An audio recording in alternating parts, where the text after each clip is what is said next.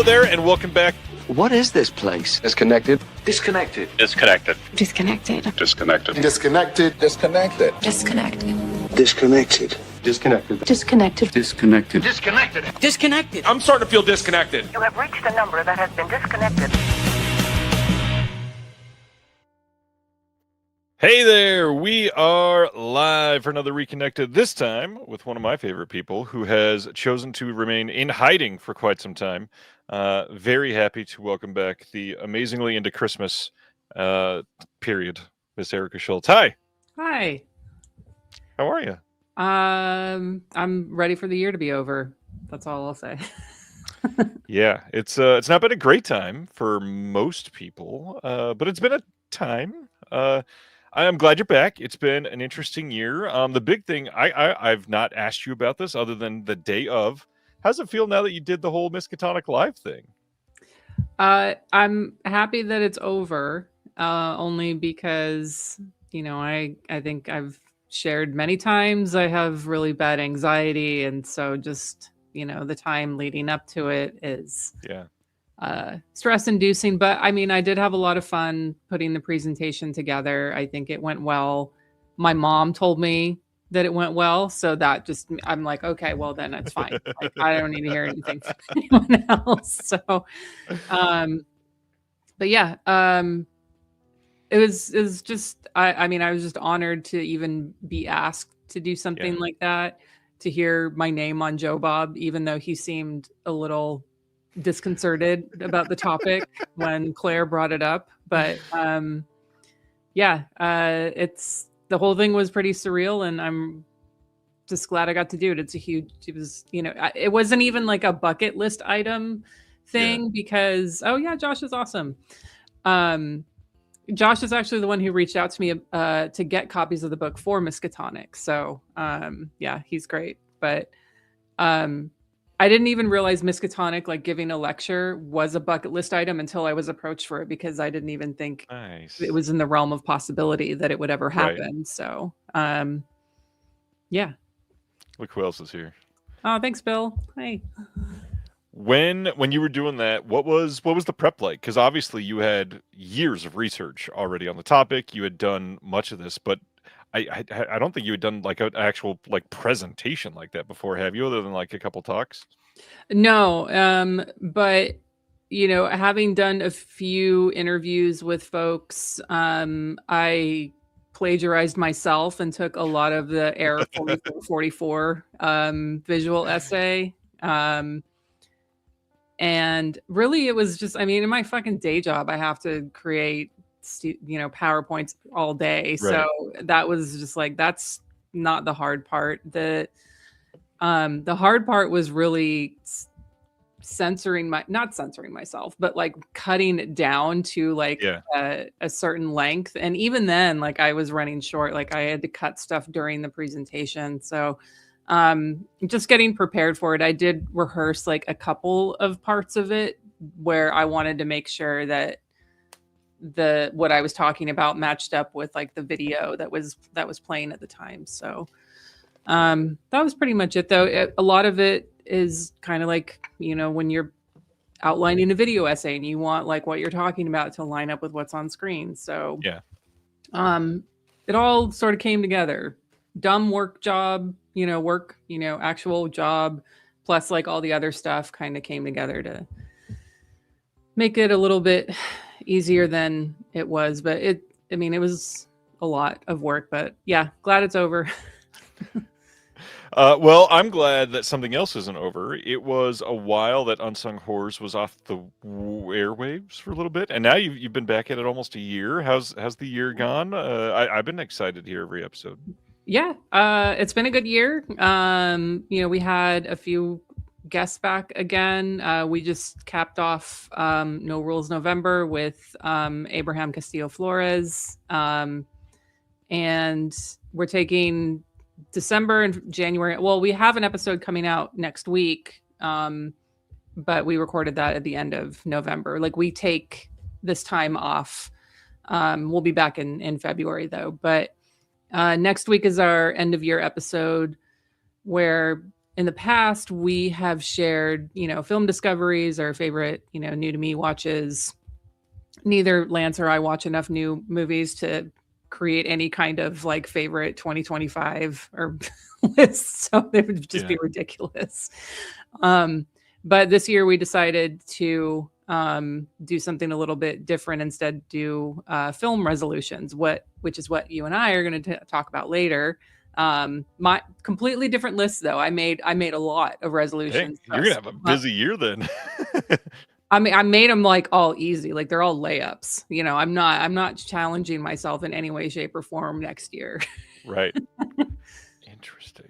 I was wondering about that. I was wondering if they were going to be crossover or what. So Nope. that's cool. That's No, cool. you have a set, and then I have a set for next week's episode, so everyone can hear all 10 of my resolutions if they listen. Well, to that is exciting. Another thing, you have done seemingly more contributions this year than I thought you were doing at the time, but it is a busy year this year. Yeah. What releases you been on? I've got a lot of work on like Shaw Brothers this year. And a few of those I've done with Lance, just because, especially when I'm, we're doing commentaries, I'm not in a place where I'm comfortable doing those on my own yet.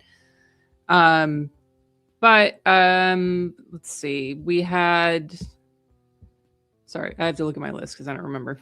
Right. Not like I've done so many. It's just I have a really shitty memory. So Men from the Gutter, I had a visual essay on that, which we talked about when I popped in last time. That one's not out yet. You can still tell us. Go right ahead. No. I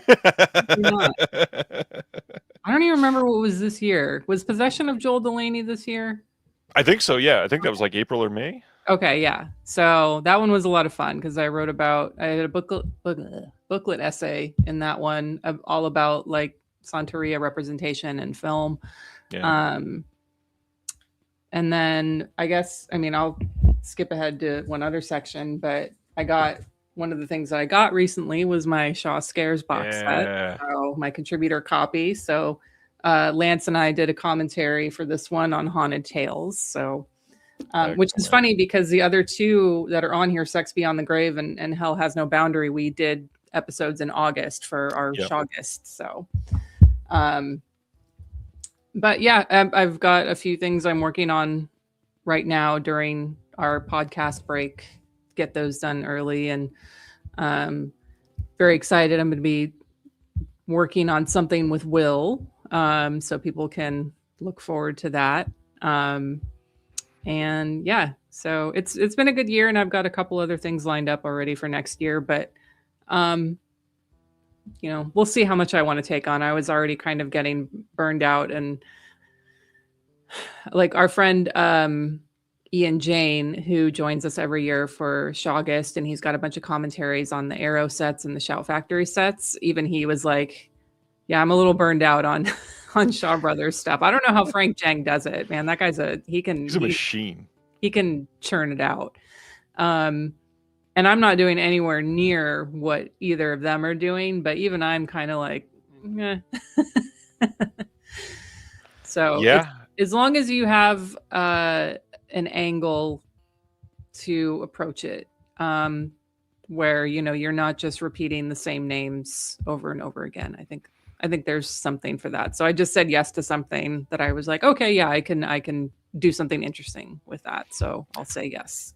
Well, and it sucks because we can't say the title, but I've not said this to you. I'm really excited for a TerrorVision title that you've done that's not been announced yet. That should have been announced ages ago. That I think might be my favorite thing of yours that you've done, other than the book, obviously, which is incredible. Yeah. Well, I mean, yeah. I'm really proud of the thing that you're talking about. This sucks for TV, but however, I'm really, that whole release is going to be incredible. I cannot wait for them to be able to get caught up and get that announced. Yeah. I hope to see it. I hope it sees the light of day soon. It better. There's a lot of work done on that disc. All right. So speaking of discs, what have you been picking up lately? Because I know you don't buy a lot of stuff and you're pretty selective. So I'm always curious to hear what you're choosing. Yeah, I honestly I'm going back a little while. Like this is not within like the last couple weeks or anything like that. But I did during the last Criterion Barnes and Noble sale, I went and I got one, treated myself to That's one. restraint, yeah. And I got this is one of the Janus contemporaries, Evil Does Not Exist. I still need to see that. There we go. I've never seen it. This was a blind buy for me. So I mean I know who the director is, and but yeah, I'm excited to watch this. And then I got John and I both ordered it, not knowing the other person ordered it. So technically this is his pickup because I accidentally got the 4K because the description did not say Blu-ray on it, but Indicator's release of Hitchhike. I haven't watched it yet. It is open. I mean, I've seen it in the past, but I have not rewatched this version of it yet. I did open it though because I wanted to watch what was the special feature called? Oh, The Coldest of Dishes. It was the documentary that Eugenio Ercolani did. You know, he's my special features crush. So I was like, well, I gotta watch that. I love what Eugenio's been doing this year, by the way. He's crazy. He's everywhere. He really is. And justifiably so. And then from Arrow, I got, again, this is from a little while back, but House of Laughing Windows. Nice. You can see it's shiny, not opened yet. And then the Behemoth. It's a pretty incredible release. It's kind of crazy that by the fourth of these, that they nailed the one that I think everybody's like most excited for so far. Yeah, that was like, okay, I haven't spent a lot of money this year. Right. I did not, we didn't do Vinegar Syndrome this year. I spent some money at the Black Friday sale, and I was thinking about it, and I was like, I bought 4 titles and they were all ones from this year. And these were the only ones that I was like, these were ones that I was bummed that we didn't have a subscription for. But I told myself, I was like, I'm just going to pick them up at the Black Friday sale. It's fine. And it was 4 and that was it. And then I was asking John if he had bought anything. And I think he only had bought like 2 things from Vinegar Syndrome this year. So, yeah, we haven't talked about whether we're subscribing for 2026. I don't think so. I know that's going to come up later, I think. It is. And it's kind of hard because it seems like this year, I don't know if it was like catch up, but there was just a lot of upgrades this year. And I know you and I are on the same fence on that. It's like we'd rather discover something than have, this has been released 5 times over the last 10 years across 4 territories or whatever. So it's tough. But on the one hand, and VS does this often, it seems like every other year is an incredible year. So you would think 2026 might be great, but gosh, it's hard to put trust in that after this year. I mean, I trust a lot of what they do. And a few years ago, even like this year, 2025 releases, I was more open to having, curation for me. Yeah. But I think I've just become so incredibly frugal in the last year and a half that I'm just like, I can't like let someone else pick for me anymore. Yeah. Like I can't. I need to have more control over where my money goes. So, and that's really what it comes down to. Because I kind of, I miss, that box showing up every month. Yeah. And even though I know what's in it, it's like still, it's still nice having that. But I can't justify that cost up front, and especially in January coming off of the holidays, like, right. Because this pile that I just showed doesn't even like show like right. what I bought for John for Christmas and all that other stuff. So, yeah, it sucks, but. Obviously, we both feel a lot of the same things about VS this year. I'm curious, are you? I know you're still paying attention to everybody. Is there a label that still feels like they're curating to you in 2025? Radiance is really the one that every single thing that comes out, I'm like, I would love to own that. And there's a part, and like, man, back when I had money and Radiance like first announced and they were doing that subscription, I was like, I should have just done it. I should have pulled the trigger on that. Those that subscribed to the 3-year deal got a deal of a lifetime. I know. It's hindsight and all that. But I mean, I feel like Radiance is really the one that stands out to me. Everything else is just sort of like, oh, that's awesome. Like, oh, what's that? And like, ew, no. So it's just a mix across the board with the exception of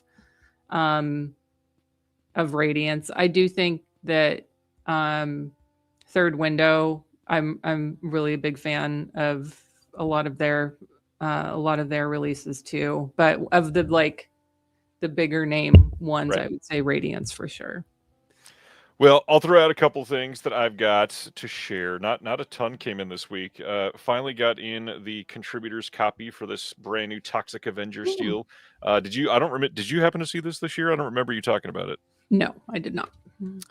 I figured not, but it being fairly positively reviewed, I was curious if you would have seen it. This is still wild to me that we were able to be on a release of the Toxic Avenger and get involved with Tiffany Shepis. It is mind-blowing to me. I did not get to see this last year, but knowing how I love animation, I knew that I had to pick up Robot Dreams. This is supposedly incredible. I literally just got it in, so still sealed. Another one that came in with it is Film Masters. I love the old religious exploitation. That's not a word. What should we call it? Christ-exploitation. There we go. I got in the Blood of Jesus that they put out, and I've been very curious about checking this one out. I love the art on this. Nice. That would make a really fun poster. Yeah. And then I didn't share it last week, I think, or no, when Will was on, somebody was saying, you and Will, neither of you got any of these. I just want to share, I did get all of the Dan Curtis stuff from Kino because these were a must, but everybody was getting them. So I didn't want to share the same thing across the board as everybody. Yeah. What have you been watching? Because I know that you're not watching the same things I am. Yeah. So we'll get into this a little bit when we get into resolutions, but I've been kind of mainlining a lot of Hong Kong stuff because I'm trying to get all of that out of my system this year so that I can focus on something else. So there's been quite a few Hong Kong movies. But in particular, I'm not going to bring up any of those because hang on, I got to go to my letterbox because I don't know what I'm watching. One that I did really like, though, that I will bring up Hong Kong is The Secret from 1979. Anne Hui. Really amazing murder mystery, which this doesn't spoil it a little bit. A lot of people compared it to Don't Look Now. And not just because there's a red coat involved with it, but just the whole atmosphere of it very much feels in that vein. So I really enjoyed that. The Secret from 1979. I'd seen it before, but we went to a random, I wouldn't call it wasn't a planned double feature, but it was playing. They were both playing at Austin Film Society. We saw Strangers on a Train and A Chinese Ghost Story in the same day. So that was a fun day. Dang. At AFS. I watched Beast of War. I watched a 2025 movie. And you know what? I liked it.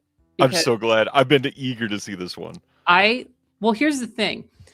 I don't think it's great, but I know a lot of people really liked it. I liked it a lot more because I like shark movies. Just a little bit. This one to me, just having a practical shark in it, it has so many just tropes of other types of movies that I was just like, all right, this is tired and whatever. Give me more shark. I like the shark very much that I ended up giving it 3 stars. So, which is good for me. That's great for a modern film. Yeah. Everyone clap. Um, and then we're planning to go see No Other Choice on Christmas. So in order to get my Wook excitement turned up, we watched Thirst the other night, which I had never seen. I'd been saving it. So loved it. Can't wait to see No Other Choice. One of the highlights that I've ever, one of my highlight movie going experiences was from Fantastic Fest a few years ago, where Park Chan-wook was there with his new movie.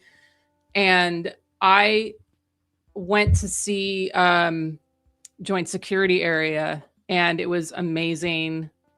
He was there with Annie Choi was translating for him, and I was at first upset that the theater wasn't filled, like not every seat was taken, and I was like, what are the people doing? Like, Park Chan-wook's here, like, yeah, what the fuck? And just chilling. yeah. So but yeah, that was a great experience. And so I finally watched Thirst. It's one of those things where, like, I know it's going to be good. Hey, Celeste. So I'd been waiting, and I was like, you know what, let's just watch it, because we're going to go see No Other Choice at Christmas, and I want to see it. So I don't know if you saw Josh is here too, by the way. Oh, yay. Hi. So I got lucky. I got to see No Other Choice last month at a film festival, and I truly think you're going to love it. It is such a big fuck you to capitalism and like the corporate world. It is great. It is very much needed right now. Did you see, I think it's in New York, they're doing a special screening where CEOs of tech companies can come watch it for free. You just have to prove you're a CEO, and just the branding of that is hilarious. None of them are going to go, but of I course not. appreciate that. I love the idea. It's so much fun. Yeah. What have you been watching, sir? Very different things, because my year has been things that I can't talk about, and then to kind of like blow off steam, I go and watch brand new movies and complain about them a lot. I like to do that too. It's fun, but I like them a little more than you. So this last weekend, I did see the new Silent Night, Deadly Night. I thought it was fine. It's I actually like it more than the original. I've never been a big fan of the original one. It's just. I haven't even seen it, and that's like the worst take I've ever heard, Ryan. I'm not a big fan of the cheesiness of it. That's never been my thing.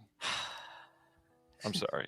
So it's okay. Anyways, the other thing, have you heard of Sirat? Spell it. Sirat. It's a Spanish film, and you would love it because there is a child death. Oh. Maybe I should not have said that because it is a spoiler. I don't care. It's always a spoiler when someone tells me there's a dead kid. So well, I say that, but 800 people are gonna hopefully see this eventually. Oh, well, they should want to see it for the right reasons, and that's because it's already in my watch list. That means, did you already tell me about this? I might have. Nope. This movie is kind of incredible. It starts off like deep in the heart of the rave scene in Spain. And it takes you on what scene? The rave, R-A-V-E. Oh, V. Jesus, wow! I thought rave. Yeah. Wow. This is not an Alexander Nicholas film. It is the rave scene, and this child and his father, they are on their way they're at this rave. They're trying to find like the child's sibling, the father's other child that didn't run away, because they're like 19, but they've not known where this other person is for like 5 months. So they're trying to track him down, and they're into the rave scene. So they went there to check him out.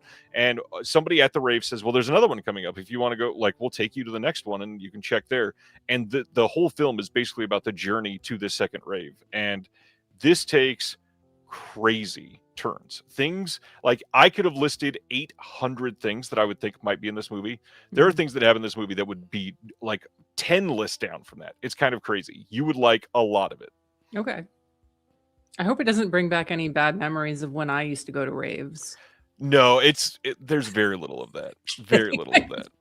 But that's really funny. I'm sorry, Dustin. Dustin says everybody hit yourself on the head to forget the Sirat spoiler. Yeah, I won't even mention what it was. And then the other one that I watched that I want to talk about, because I feel like hardly anybody's talking about this, is Left-Handed Girl. This is a Taiwanese film that premiered on Netflix, shot entirely on iPhone, written by Sean Baker in part, and it is directed by Sean Baker's longtime collaborator Shin-Soo Shu, and it's very good. Another movie that is like very human, very set in a very time and place, and you're just looking at a snippet of their life, and it's directed very well. I will say, as it goes for a modern film, it is shot on iPhone, so it's not going to be like lush and textured. But there's something about this movie. The blues in this movie are gorgeous, and it made me want to just go visit like the markets in Taiwan. It is so pretty to look at. Really great movie, good ending. I feel like they really nailed it with this one. Sean's a great writer, so I'm not really surprised there, but I truly liked it. I hope this goes somewhere besides Netflix. It probably won't, sadly. That's just how it goes nowadays. Fine. Also, I need to give credit. Bill is the one who told me about Surat, so I want to make sure. Nice. I'm glad Bill saw it, because it does seem like one that Bill would list on his end of year list. It's so good. Yeah, and Sean Baker is highlighting Left-Handed Girl all over the place. That's for sure. All right. Before we get into announcements, like Erica said, after this, we're talking about our film resolutions for next year, things that we want to do, things that we want to focus on, just any like promise to ourselves we're making for 2026. And I want to hear everybody else's in the chat. I'm very curious to hear yours now, too. Anything else you want to cover? Anything else coming up that has been announced that you can hype, or anything for Unsung Horrors you want to hype up? You got a January movie you want people to watch? No. No, I just want to be left alone for the next 2 months. That's it. All right. I am excited for you to be completely sequestered from the world. Let's get into it, and you can hit me on the head again, because our first discussion tonight. Silent Night, Deadly Night, 4K Steelbook from Cineverse is coming out on February 17th already. Yes, this just premiered in theaters this last week, and they are riding high on the publicity and want you to pre-order it now. Like I said, the movie's pretty good. I thought it was well done. We've got the guy from Halloween Kills, which makes Erica cringe, as the main star here is Billy. And the big thing, I thought Ruby Modine, Matthew Modine's daughter, she is like the counterpart to Billy here. She is the Pamela. I thought she was really fun in this movie. Yeah, you can pick this up, Blu-ray, 4K, standard, all that stuff. Silent Night, Deadly Night. You going to see it someday? I believe I am, because somebody told me that there is a dead kid in it. So there is, yeah. So I am going to eventually have to see it, but I'm going to try to lean on the library a lot more in 2026. Yeah, that checks out. All right, next we got a couple announcements from Imprint. I'm going to be talking about Imprint a lot tonight. March 25th, we got a Blu-ray box set of the Sidney Lumet Volume 2. This box set has The Wiz, Daniel, A Stranger Among Us, Critical Care, which is the first time on Blu-ray anywhere in the world, and Gloria from 1999, first time anywhere in the world on Blu-ray. We got some new extras here. The main one that I want to talk about is The Wiz from 1978. This is the last physical media contributions of the late Lee Gambin, the person that I respected maybe more than most people before I started doing all this myself. He was an incredible person, and he got this stuff done early. When they knew that they had signed these, he did this commentary a while back. He also hired Michelle Kisner to do the visual essay on this, and I really need to see this disc. I'm just so excited to pick up more from his contributions. But yeah, new extras all over this. We got new commentary by Adrian Martin on Daniel. We've got new featurette on Sidney Lumet's later years over on A Stranger Among Us. Critical Care's new commentary by Howard S. Berger and Nathaniel Thompson. And then some more new special features coming eventually. Gloria, no new extras, but that's because it seems to be everybody's response to this. Everybody that's seen Gloria kind of hates it. So there we go.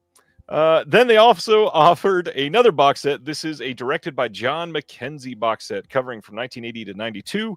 We've got The Long Good Friday, The Honorary Consul, The Fourth Protocol, Ruby, first time anywhere in the world on Blu-ray from 92, and this is all coming in a 4-disc hard box.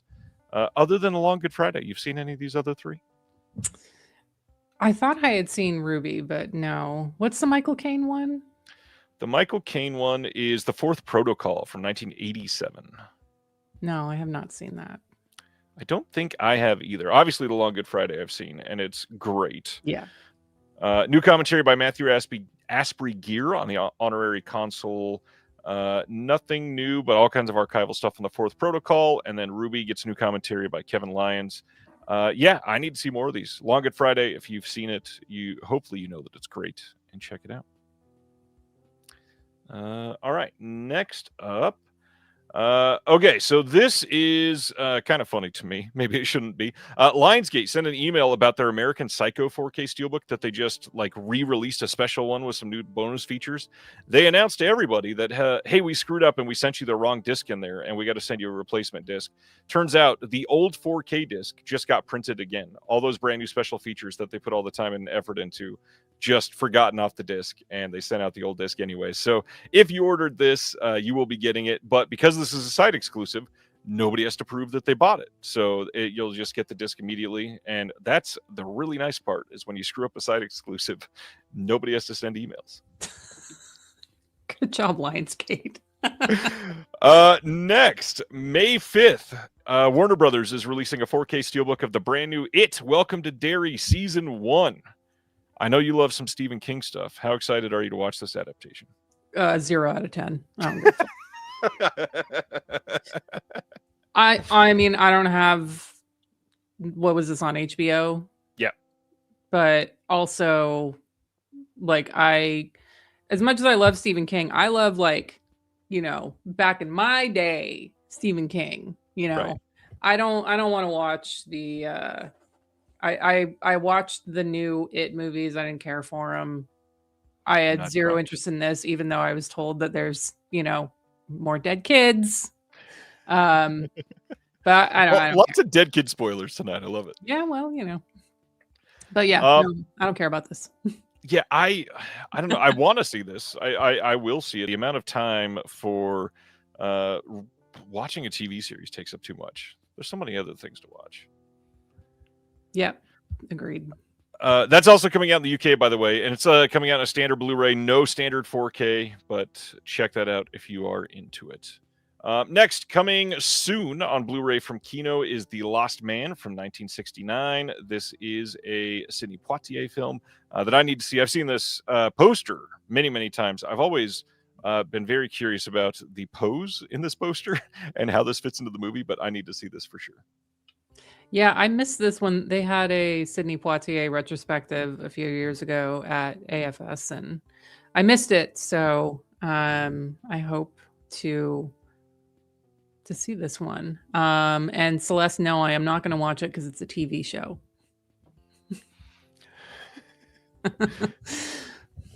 I don't remember. Is there? I know there's a section on made-for-TV movies in the book, if I remember right. But is there anything on TV shows or No. There are made for TV movies in the book. And I included a few movies that technically were TV shows, but then got they've now been collectively sort of decided we'll just call it a movie.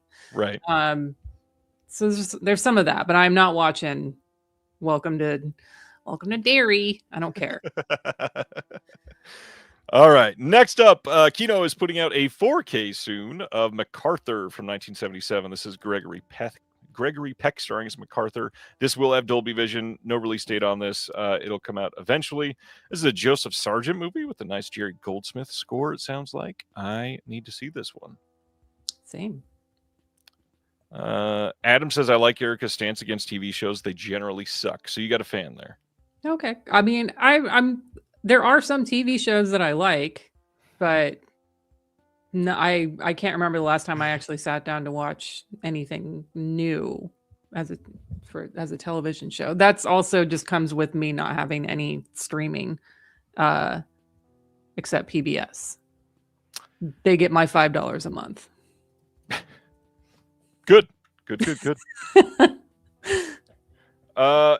like I said, Welcome to Derry is also getting a standard Blu-ray and DVD in the US and the UK. Here is the art for that. Check it out.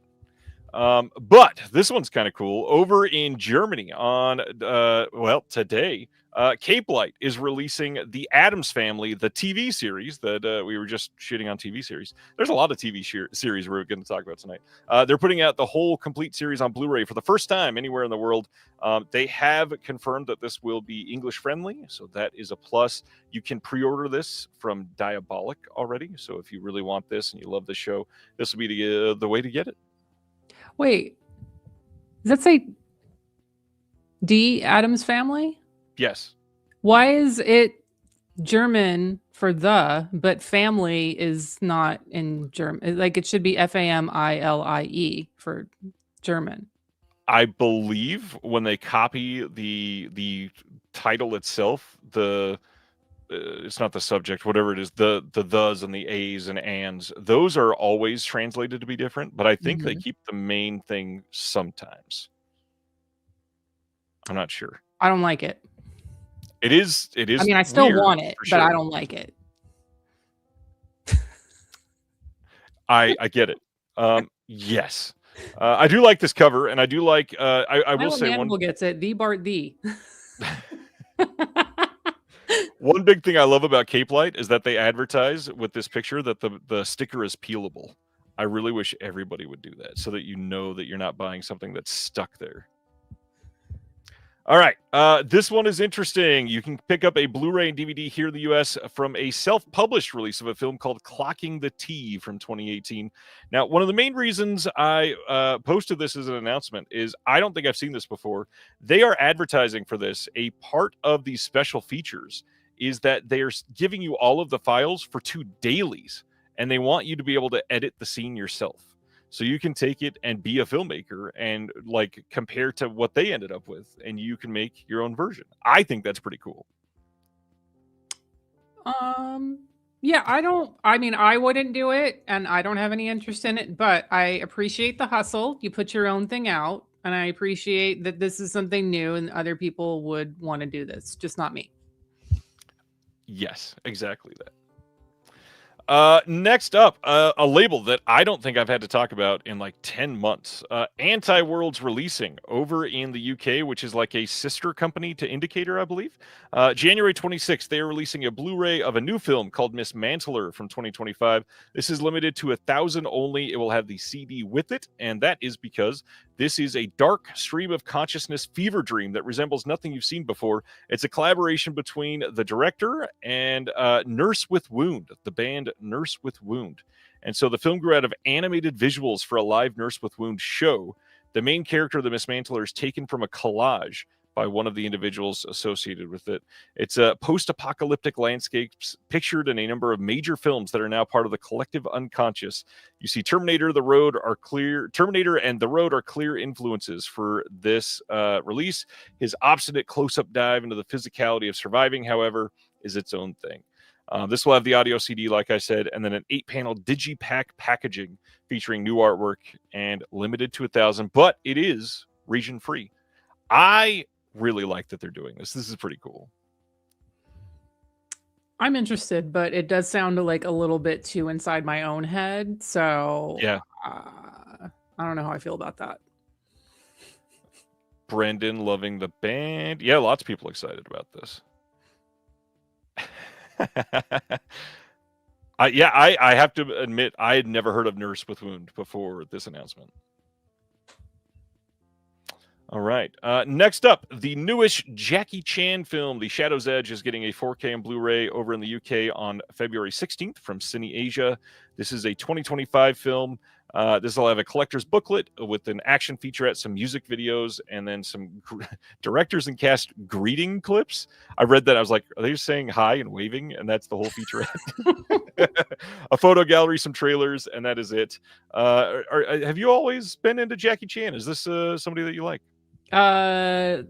Not since like the 90s.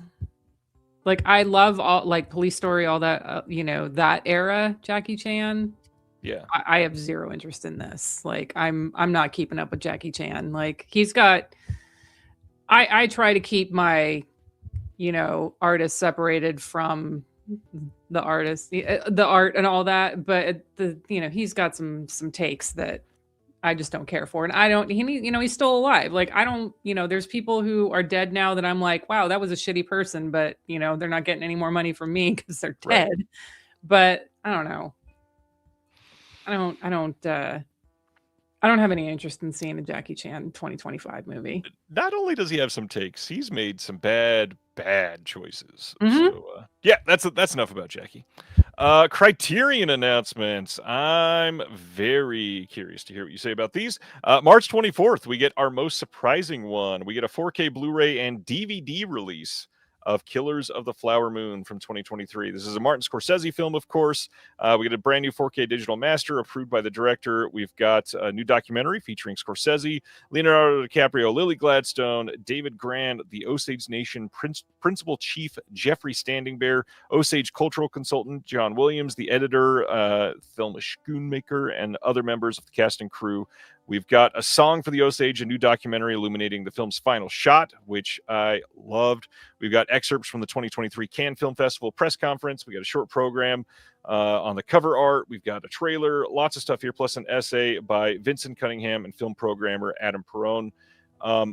I know that a lot of people thought this was not surprising. It's a Scorsese film. However, this is a pretty big deal because this is the first time that Apple themselves have licensed something to another company, as far as I can tell. Everything else that they put out that you're going to say, well, Apple stuff has been released before, those were done by the production companies. Apple did not own the home video rights. Like F1 earlier this year was a Warner Brothers home video release, not Apple.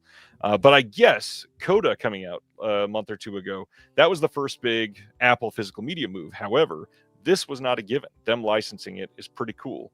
Did you get to see Killers of the Flower Moon? Is this something you were excited to see?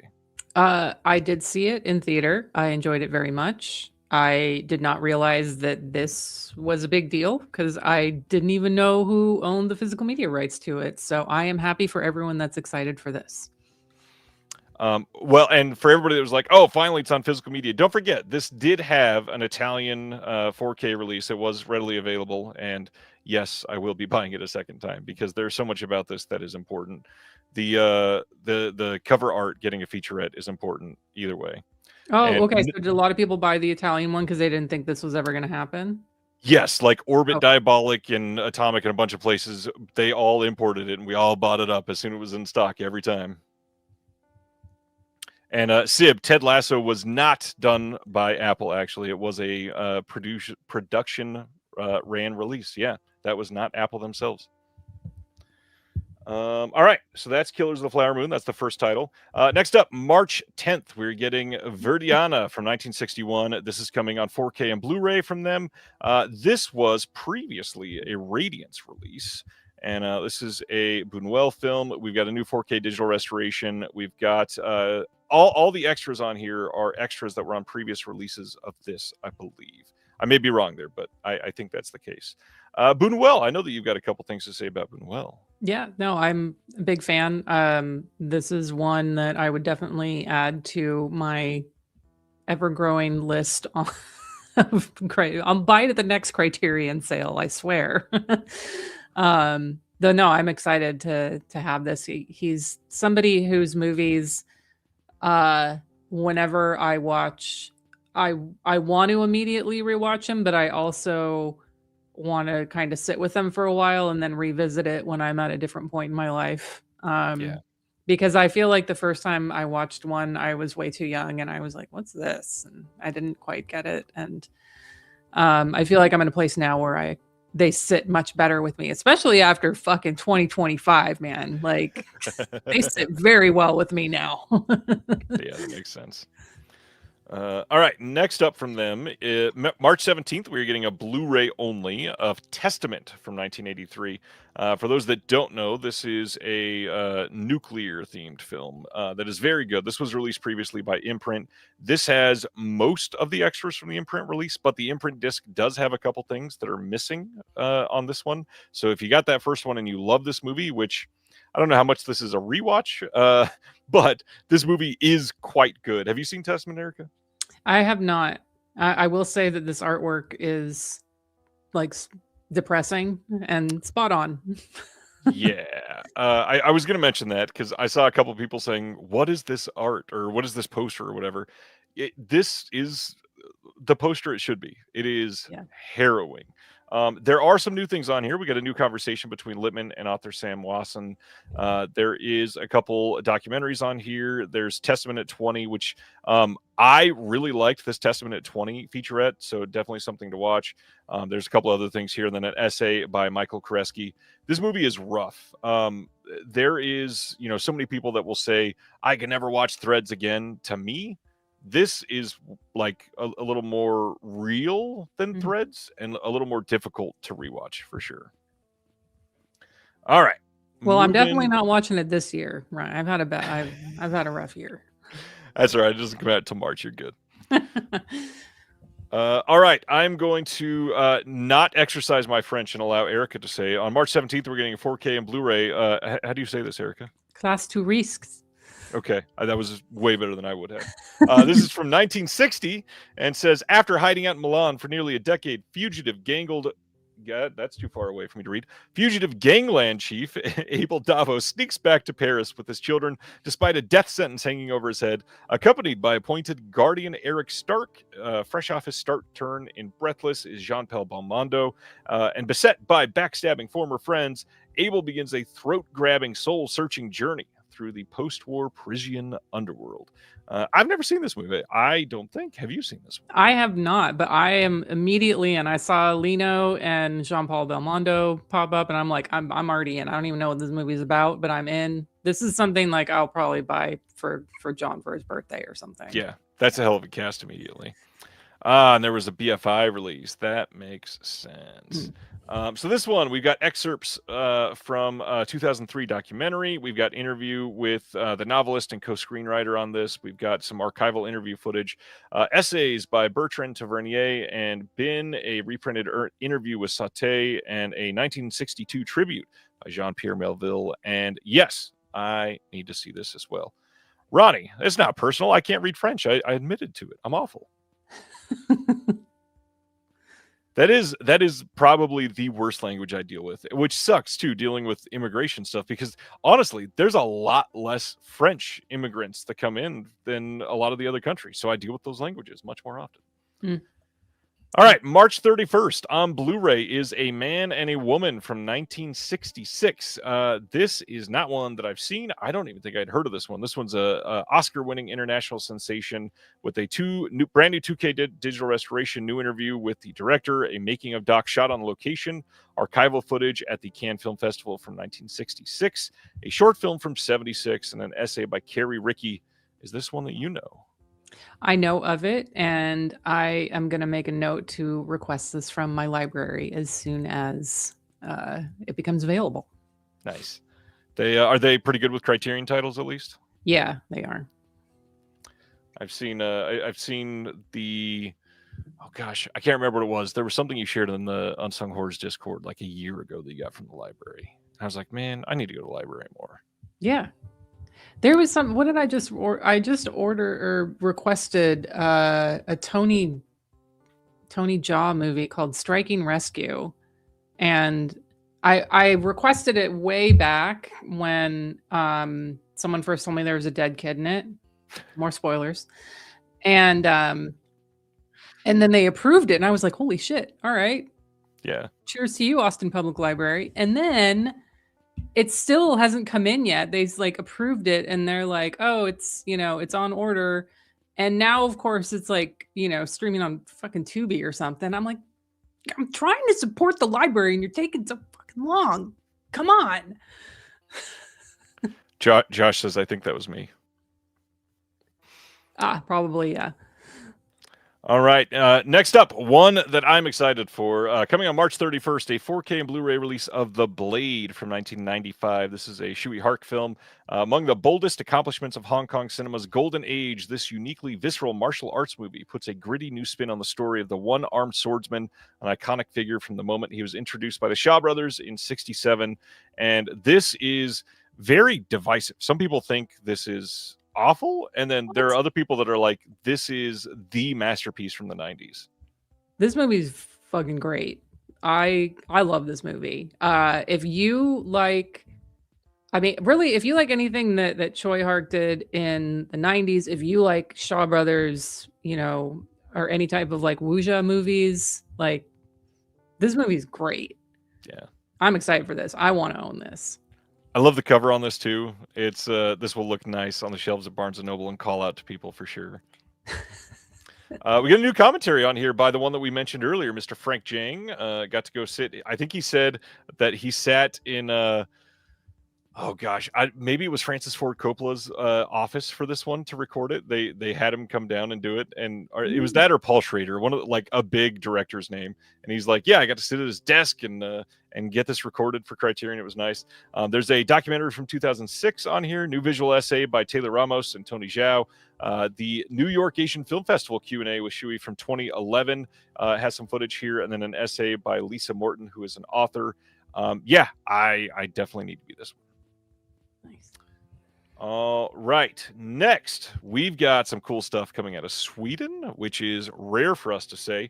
December 17th, Club Super 8, which is the one of the newer OCN partner labels, which could indicate that this could get a US release from them eventually. That's not a guarantee, but just saying it's a possibility.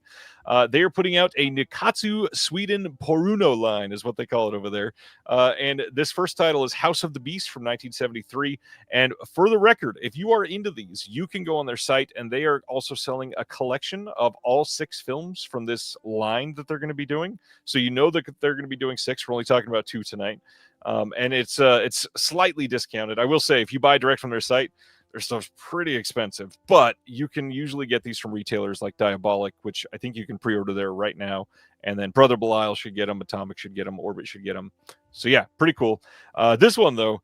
3 escaped convicts rob a gun shop in Stockholm before heading into the countryside, where one of them has hidden a stash of money. They seek refuge in an old manor and take the owners hostage. But the family that lives there proves to be both bizarre and depraved.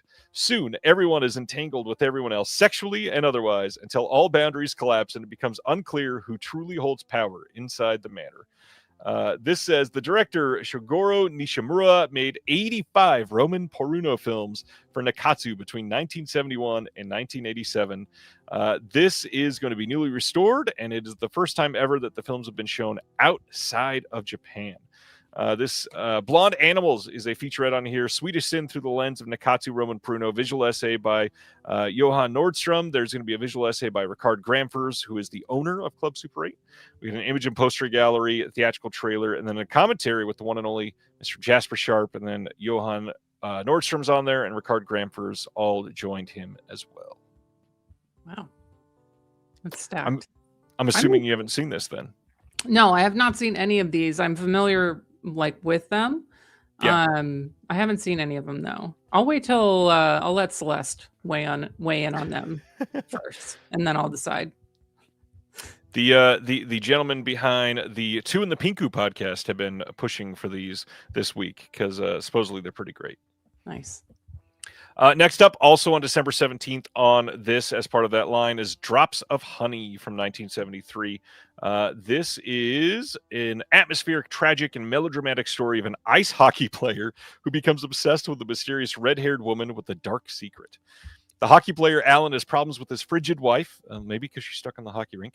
After a match, he is turned on by the mysterious Eva. After a night of lovemaking, they are separated. Alan eventually ends up at a sex club where his wife is making out with his best friend.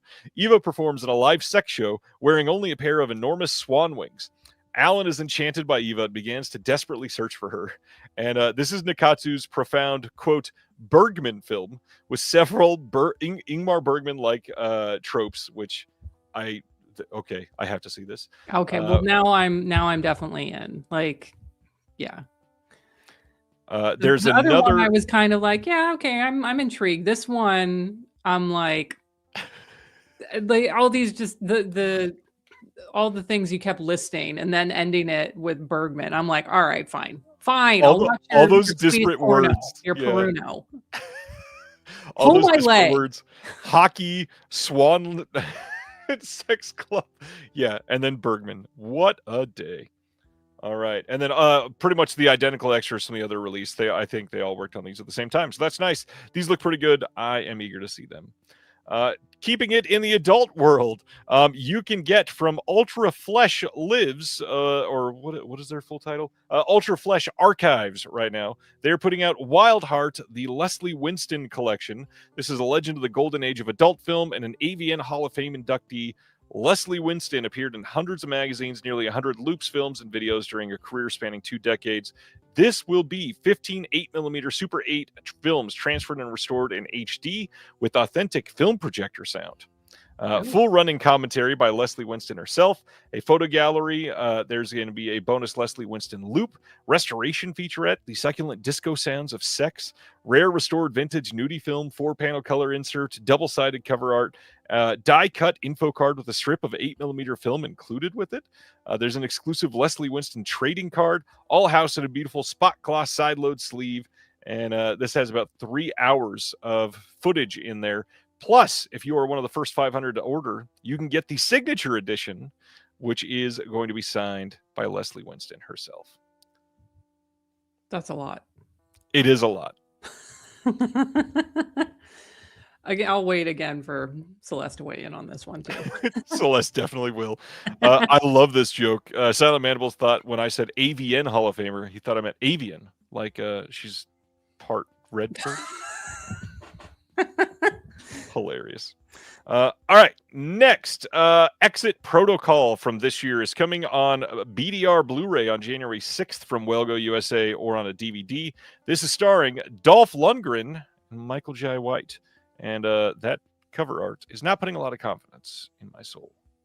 No, moving on. But there's a trailer, Erica. Okay. No, let's talk about this one because this is one of the more exciting announcements. Shit, Angel Guts, hell yeah. February 23rd on Blu-ray from Third Window Films over in the UK is the Angel Guts collection covering 1979 to 94. We've got Angel Guts Red Classroom, Angel Guts Nami, Angel Guts Red Porno, Angel Guts Red Vertigo, and then Angel Guts Red Flash is on here as like a bonus film. It was also in their Tales of Nami collection that they put out recently. On Red Classroom, we got a new commentary by Jasper Sharp. We got a visual essay by Frankie Balboa, 2 archival interviews with Takashi Ishii. On Nami, we got a new commentary by Jasper Sharp, new visual essay by James Belmont, and an archival interview with Noboru Tanaka.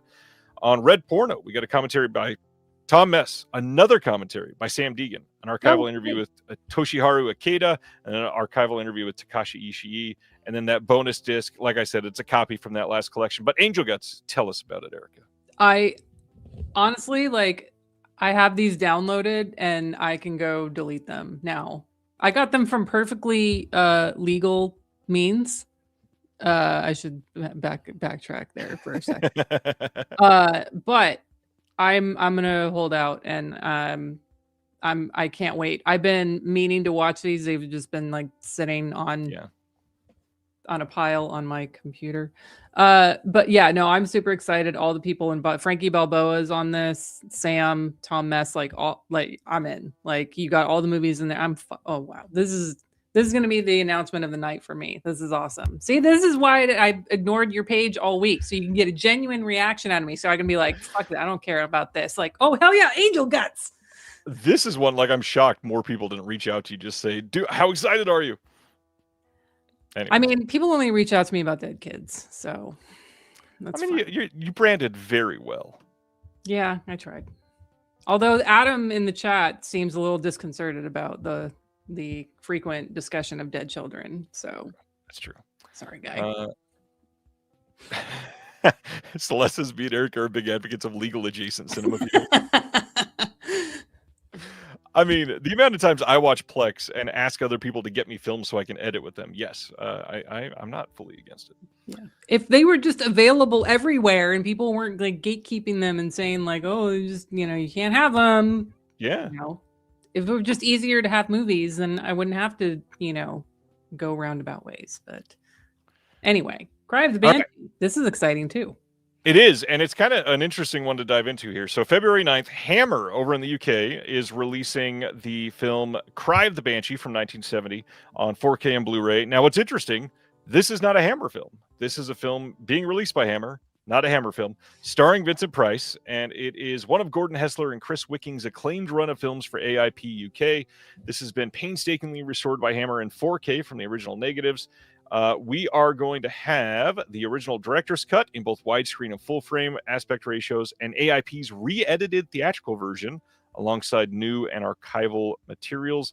We got a new commentary by Chris Alexander, new interview with Kim Newman, archival interview with the director Gordon Hessler, and then we need to talk about, too, the fact that we've got a brand new line to talk about. So this is Hammer Presents. This is the first title in Hammer Presents, and they have, just by what they're doing and like what they funded for their restoration work and all that, they've acquired a bunch of other catalogs, and they can't just release those under the name of Hammer because they're not Hammer Films. Mm-hmm. So we have Hammer Presents.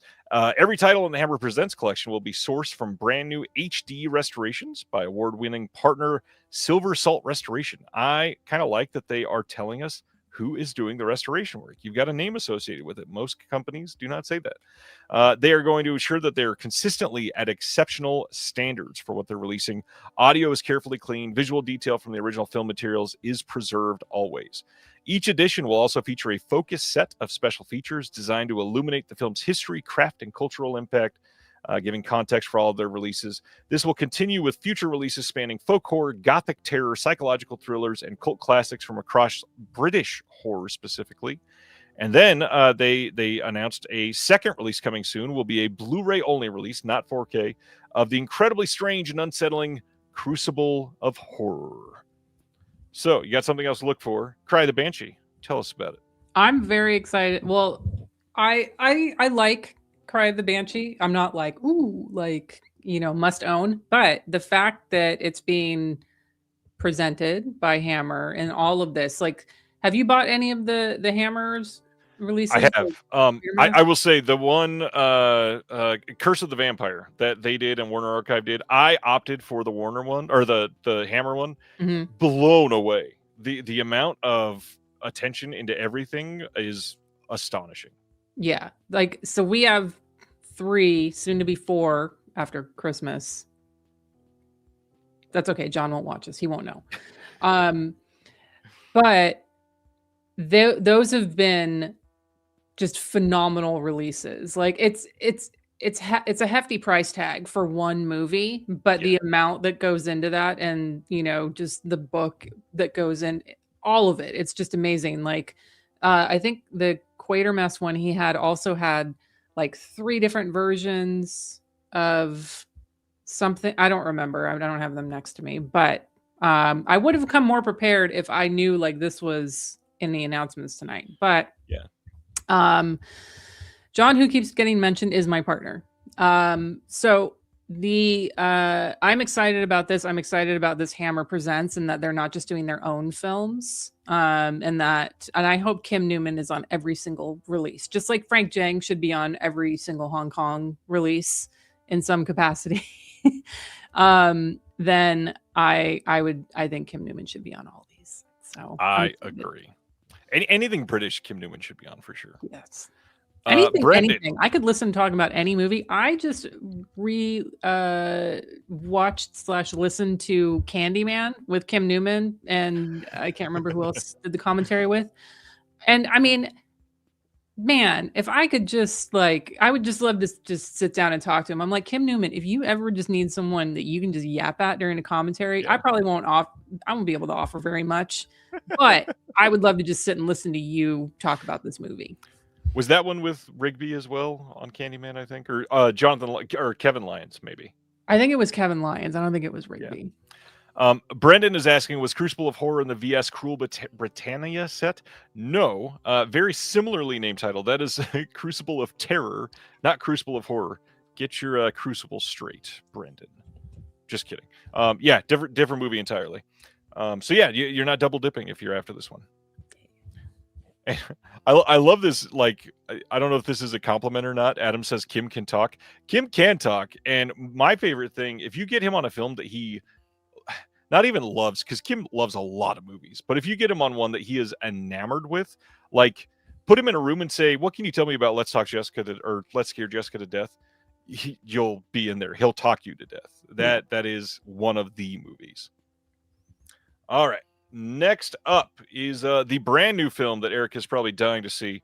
January 20th, 4K and Blu-ray here in the U.S. from 20th Century, a.k.a. Disney, of Springsteen, Deliver Me From Nowhere, starring Jeremy Allen White. Bonus features on this, they've got a 4-act documentary called The Liner Notes Making Springsteen, Deliver Me From Nowhere. It's got just this seems lazy. It's just 4 featurettes put into one documentary. So not much there. This movie was bad. Don't feel bad. I don't. Good. Instead, let's talk about Naked Ambition. January 13th, Music Box Films putting out a Blu-ray and DVD of Naked Ambition from 2023. This is about Bunny Yeager. Bunny was a trailblazer whose work bucked against conservative 1950s America and helped pave the way for the feminist movement and the sexual revolution. Yet the very changes that she helped usher in would soon render her a forgotten relic until now. I've heard this is really great. This has pieces with Betty Page, Hugh Hefner, Larry King, a bunch of people that were involved in the scene like Dita Von Teese, Bruce Weber, Dita Von Tess. I don't know why I said Dita Von Teese. Yeah, there is a lot here. I haven't seen it, but I'm interested. All right. Next up, are you gonna watch anime? I don't think I've ever heard you talk about anime much. That's what I thought. February 24th, we got a Blu-ray Steelbook in the U.S. coming from Sentai of 2.5 Dimensional Seduction. I don't know if that's how you say it. 2.5, 2.5, who knows? From 2024. You can pre-order that now. It's got 4 swappable magnetic covers if you want to personalize your Steelbook. I'm good.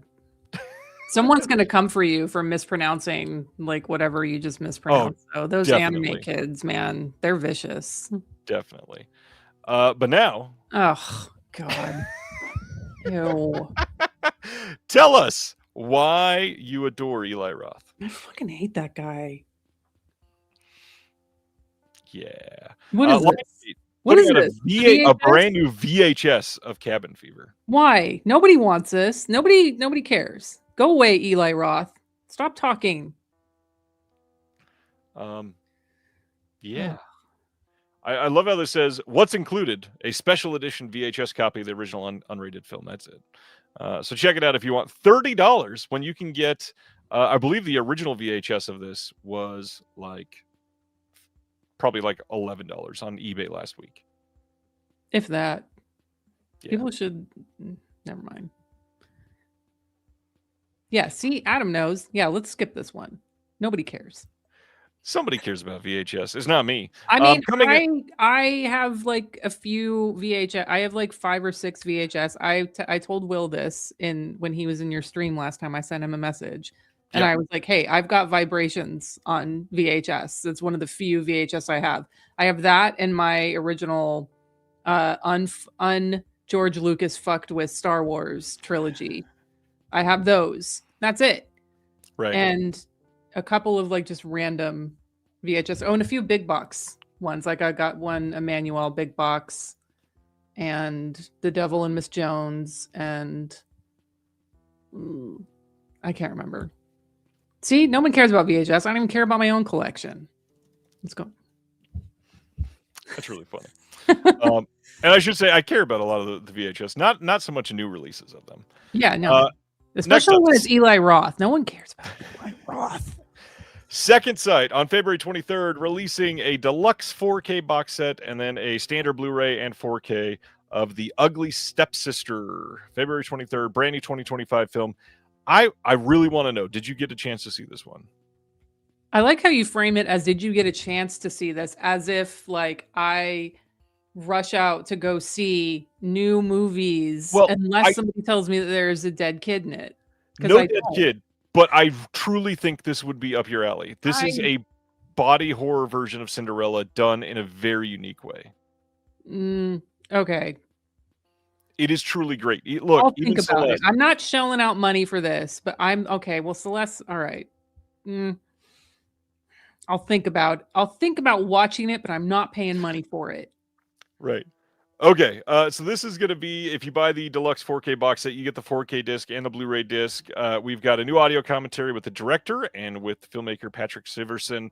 The director is Emily Bitchfeld. I think that's probably wrong how to say that. Let me see. Yep, it's already wrong. I should not have said that. It's Blichfeld.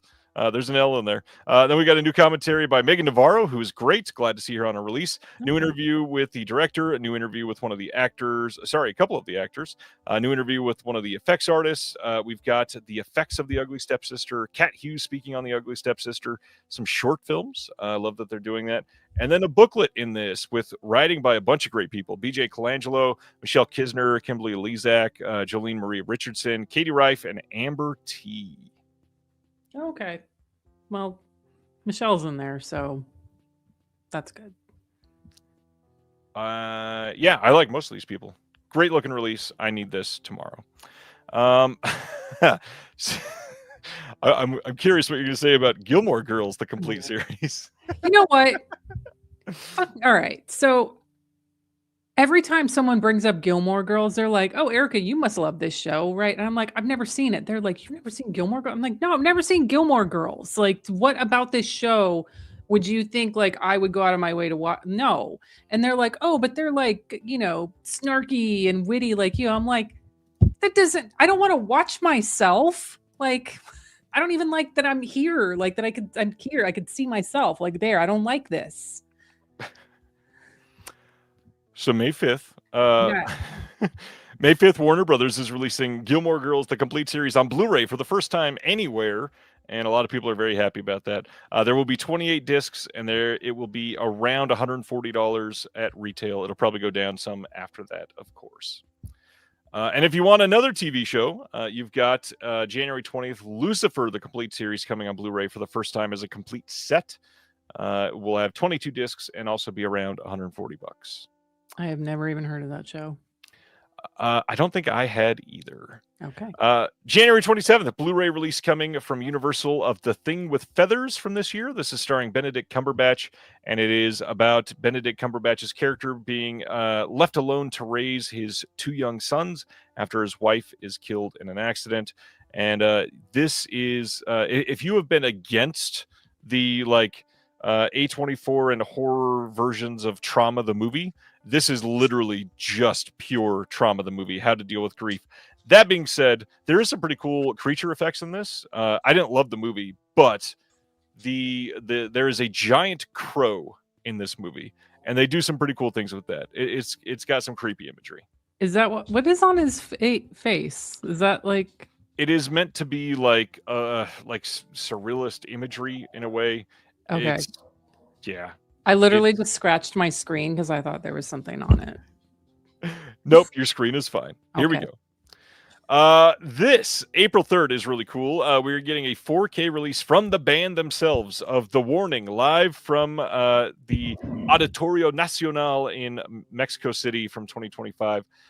This is a band that I've heard a few times that is great, and I'd be curious to see this. Probably will not get this myself, but you got 25 tracks, all recorded in 4K, plus behind-the-scenes documentary and alternative music videos. Are you into any of these concert films on Blu-ray or 4K? Right now, Ryan, come on. I get it. Sorry, what was your question? It's all right. Let's talk about anime instead. Okay. April 14th, there's a Blu-ray coming from G-Kids of Colorful Stage, the movie, a Miku Who Can't Sing from 2025. You've got 20 after-show concerts, unit 2D music videos, non-credits openings, whatever all those means. I don't know anything about this. Enjoy. I'm going to the next one. Good for people who are fans. Yes. All right. The big controversy of the last 24 hours. Imprint Films in Australia has announced that they are changing their release for Halloween 1 through 5 4K Steelbooks that were coming in that pumpkin holder set that was supposed to light up. And so their statement here says, "It has been a long road to Halloween 1 through 5, with our planned October release pushed out to December due to manufacturing delays and then many challenges along the way. Unfortunately, we have found a manufacturing flaw at the final stages of shipping with our limited edition jack-o'-lantern packaging. This has led us to cancel distribution of this release at all. The unacceptable structural defect compromised the integrity of the pumpkin packaging only and in no way affects the discs or the steelbooks themselves.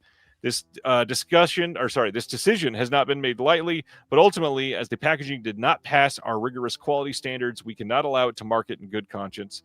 Despite the setback, we are pleased to be reimagining the collection with a brand new limited edition Steelbook library packaging. They will be housing those in that. It will also be limited to 2,000 like this first release, and it will ship in, get this, mid-May 2026. For a release that people pre-ordered this summer, was scheduled to come out in October, got pushed back till December. Now they are not coming until May of 2026. That is a huge delay. When was it supposed to come out? October of 2025. Ooh. Ugh. Yeah. And the first delay pushed it to supposed to be this week. So we'll talk about the behind-the-scenes details behind that in a second. They say, to our loyal online customers, thank you for your patience on this journey. We sincerely apologize for the significant delays and last-minute pivot of plans. You've all been emailed directly and have been given the option to receive the newly repackaged limited edition Steelbook Library Collection with a partial refund, or you can get a full refund. So they're giving you options there at least. Any refunded units will become available for the wider public to pre-order in January once the needs of our existing customers have all been served. And here is a picture of that Steelbook library that they are now releasing with all 5 of the first 5 Halloween films housed in this Steelbook library. So, yes, originally announced as coming in the back of a pumpkin that lights up, now it is coming in a Steelbook library collection that you've seen a handful of these out there, I'm sure. This is lit the boutique Blu-ray industry community online on fire, essentially. So if, the big things here, the refund they're offering people is $50 Australian to go from the light up pumpkin to house them to this, which in US money, $33. That's the refund that they're offering. Or you can get a full refund. So I like the options. However, I would say $33 US is way not enough for a change like this. I think it should have been probably more than double that. Did they have like a mock-up of what the pumpkin was supposed to look like? I'm curious. You don't have to They did. It was a literal picture of like a Spirit Halloween-esque plastic pumpkin. And then on the back was, just like this Steelbook library, like 5 slots in the back of a pumpkin to hold the 5 Steelbooks. And it had a little switch on the cord to light it up while it's sitting on your shelf. So you put the discs in the pumpkin's butt? Essentially, yeah. Okay. So yes, this was due out in October. A couple months ago, got delayed to December. And now here's where it starts to sting for some of these people that really wanted the pumpkin thing. They sent out emails this week saying, we've received the pumpkins and we're getting ready to pack these out. You'll be receiving shipping in the next few days. And then out of nowhere, yesterday, they sent out this notice on social media and started emailing people and said, it has been canceled. And this is what we're changing it to. So the original release of this was 500 Australian dollars, which in US money, like 320, something like that. Oh my God. After 500? 500 Australian. Still. Yeah. And so now 450 Australian for this library collection. No. Immediately. It's quite expensive. I'm good. I still have my Halloween DVD. I'm good. There's a lot here. I imagine most people will choose to refund fully. The partial refund is kind of crazy. I have a feeling that it's not as nefarious as some people are making it out to be. The number of times I've seen somebody say the words bait and switch over the last 24 hours that clearly don't know what bait and switch means, right, has been through the roof. That being said, the fact that they actually received them and then found the problem, I'm not going to say I sympathize necessarily with the pricing and all that stuff. I do, on one hand, feel awful about Imprint because they are going to take a huge bath on this no matter what. They're about to lose a ton of money. So they have the pumpkins, but they're not going to ship them in the pumpkins. Right? Yes. To me, it sounds like they are probably going to crumble as they get shipped out to people. Like It's probably that the walls of the pumpkin itself are not sturdy enough to literally hold steel, which you probably should have figured that out before you went to the process of producing them. They should sell them at like some Australian, con or something like that. Get their money back. Yeah. I don't know. So anyways, I feel for everybody that really wanted this and aren't going to get it. I feel for Imprint in the fact that they're going to lose a lot of money.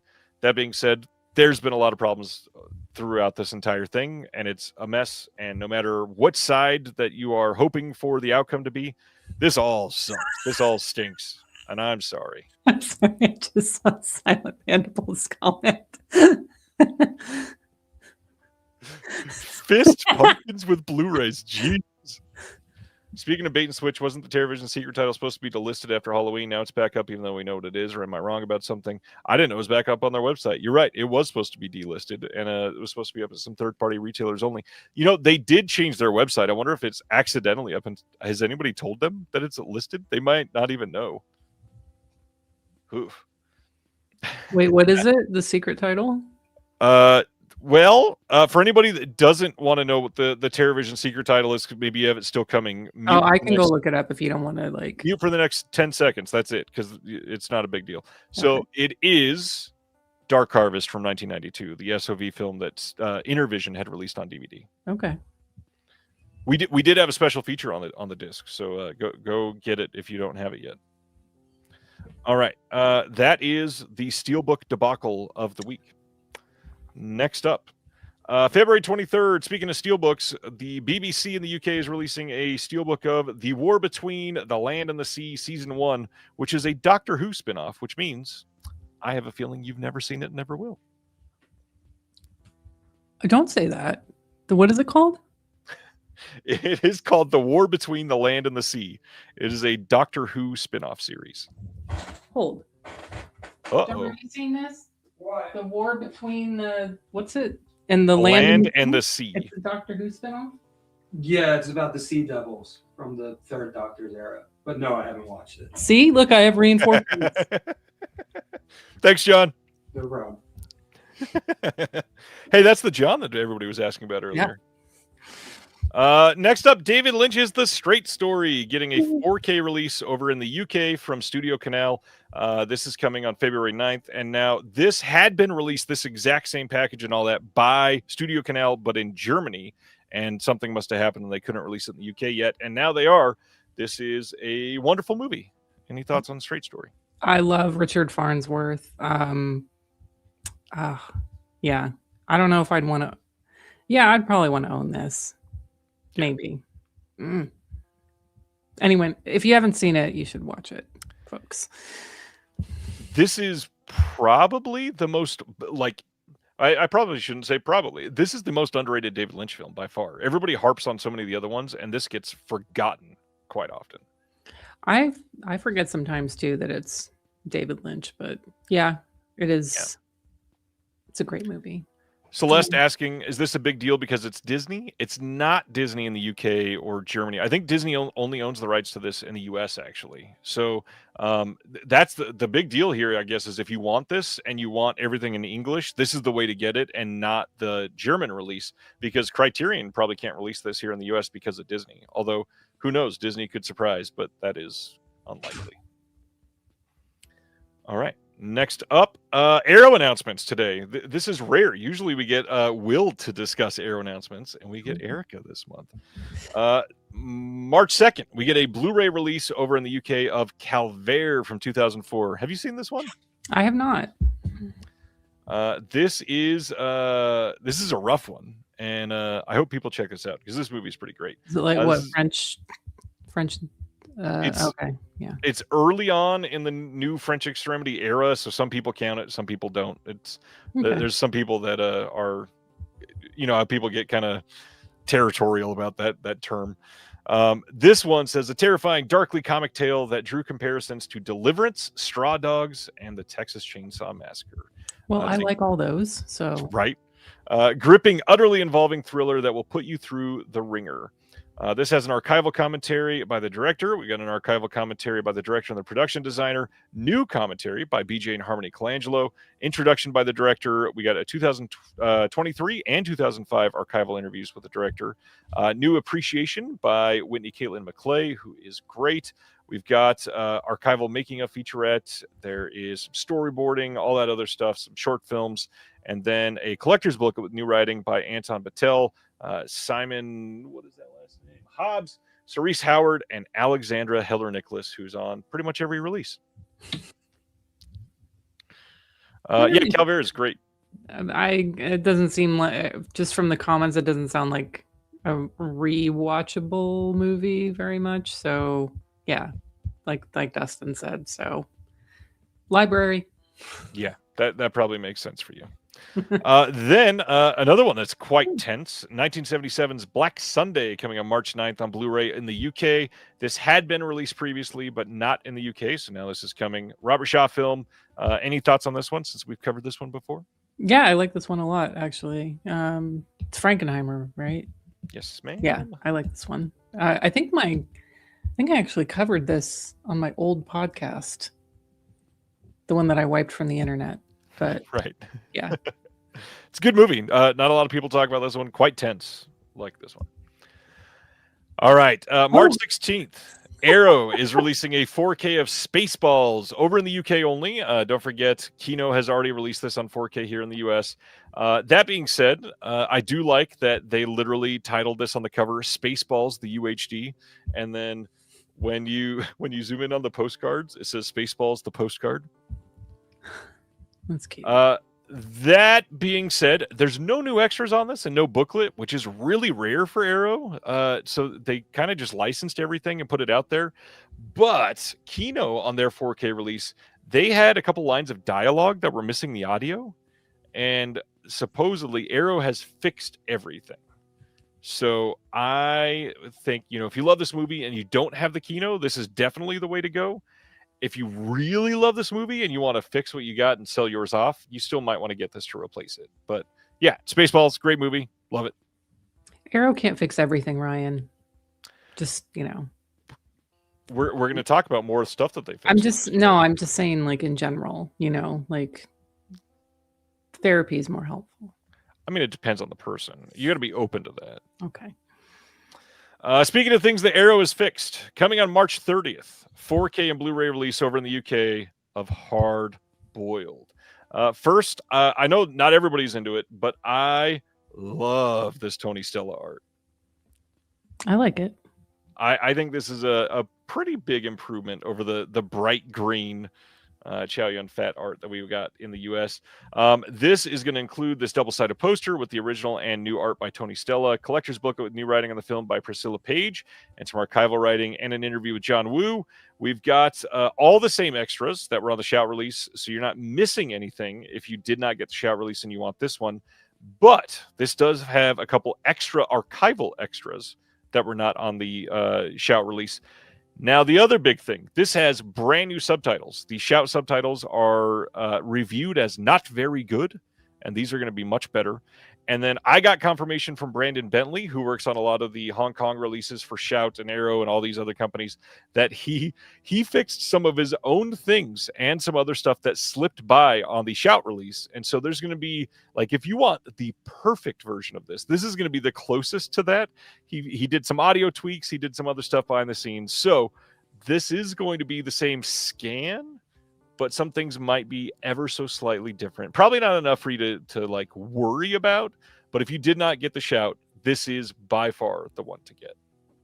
I did not get it. And I think, because I think a lot of people in the Discord said that they thought it was coming from somebody else. So it is. It's still coming from Imprint in Australia. Okay. And then it is also coming from that Italian company, The Masters, I believe is what they're called. Okay. And then Carlotta in France is also releasing it. There's a lot of releases of Hard Boiled coming. I'll just get this one. It's the best choice. And I should not have clicked where I just clicked. Next one is Broken. Red Sonja, getting a 4K release here in the US from Arrow. This was released in the UK by Studio Canal with a horrendous transfer. Supposedly, this fixes all of that, and it is much, much better. We got a new commentary by somebody we just mentioned, Eugenio Ercolani and Troy Howarth. New commentary with the comic book expert Dave Baxter. New interview with the actor Ernie Reyes Jr. New interview with the action unit supervisor Vic Armstrong. New interview with Schwarzenegger's stunt double. New interview with a stuntman, new interview with the assistant production manager, new interview with the FX artist. There's all kinds of stuff. This is a stacked release. There is also going to be on here Making a Misunderstanding, an archival interview with the assistant director, and then a collector's perfect bound booklet with new writing on the film by John Walsh, Nani Cabretti, and Barry Forshaw. Are you a Red Sonja fan? I don't think I've seen it since I was a kid. I didn't immediately get excited learning about this, so I'm good. Right. Like, I mean, yeah, I know. I think a lot of people would love to own this, but I don't think I need to. I'm good. I get that immensely. How about Corey Feldman's movie, The Birthday, from 2004. March 16th in the UK, March 17th in North America. You get a 4K or a Blu-ray release of 2004's The Birthday. This has been unreleased for nearly 20 years. The Birthday has achieved near mythic status among cult film enthusiasts. Shot on a single meticulously designed location, Eugenio Mira's deliriously offbeat dark comedy offers a career best turn from Corey Feldman, playing wildly against type. This is rediscovered at last. The Birthday blends screwball comedy, cosmic horror, and feverish style into an unforgettable cinematic experience. Restored from the original negative, Arrow is proud to present the one-of-a-kind descent into madness in the release it's always deserved. This has an audio commentary by Corey Feldman and the director, Eugenio Mira. New interview with Mira shot exclusively for this release. There is going to be an in-depth breakdown of a scene from the film by Mira featuring archival behind-the-scenes footage, storyboards, and rushes. A Q&A from 2024 with Corey Feldman and Mira from the film's 20th anniversary screening at Fantastic Fest in Austin. Then a collector's book with new writing on the film by Brian Reisman. Are you super into this? No, I think you got a spammer in the chat. Yeah, I do, but nobody's watching on Twitch, so we're cool. Oh, okay. I am not into this at all. I am mildly intrigued by the thought of a Corey Feldman commentary, because I feel like that would be hilarious. But no, I don't have any interest in this. I get it. I get it. I'm not super stoked either.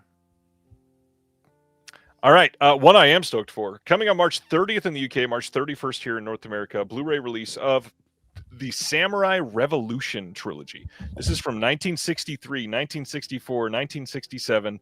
Have you seen one or all of these? I have not. No, I think these are ones that I've been wanting to see as well. So I'd be happy to see them in this form. Actually, do we have these on DVD? I don't know, but this is exciting. Yeah, this is very exciting.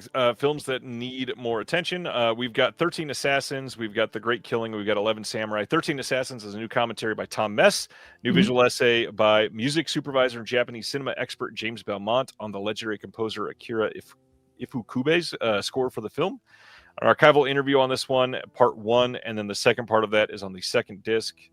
We've got new commentary by David West on The Great Killing, and then a new visual essay by Daisuke Miao on the cinematography scene in the film, and then disc 3, which is 11 Samurai, new commentary by David West, new visual essay by Jonathan Clements, and then the third part of that interview and an archival interview that's included there.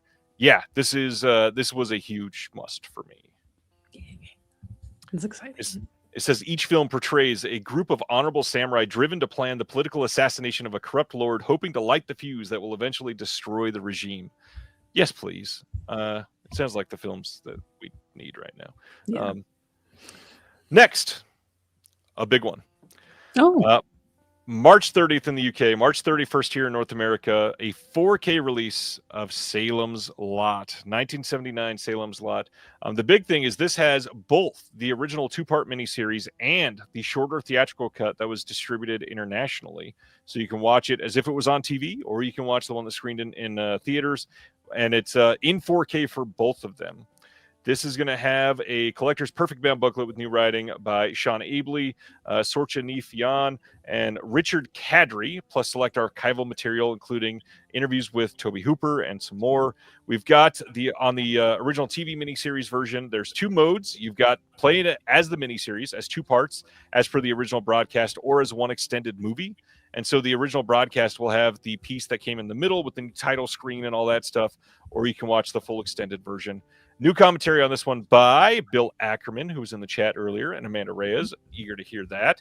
We got an archival commentary by Hooper himself, and then alternate TV footage with commercial bumpers and the original broadcast version of the Antler's death. There is going to be a second disc here of the theatrical version. New commentary here by Chris Alexander from Delirium and Full Moon and all that. New interview with Stephen King biographer Douglas Winter. New appreciation by Grady Hendrix. New interview with Mick Garris on here. New featurette looking at the locations of Salem's Lot today.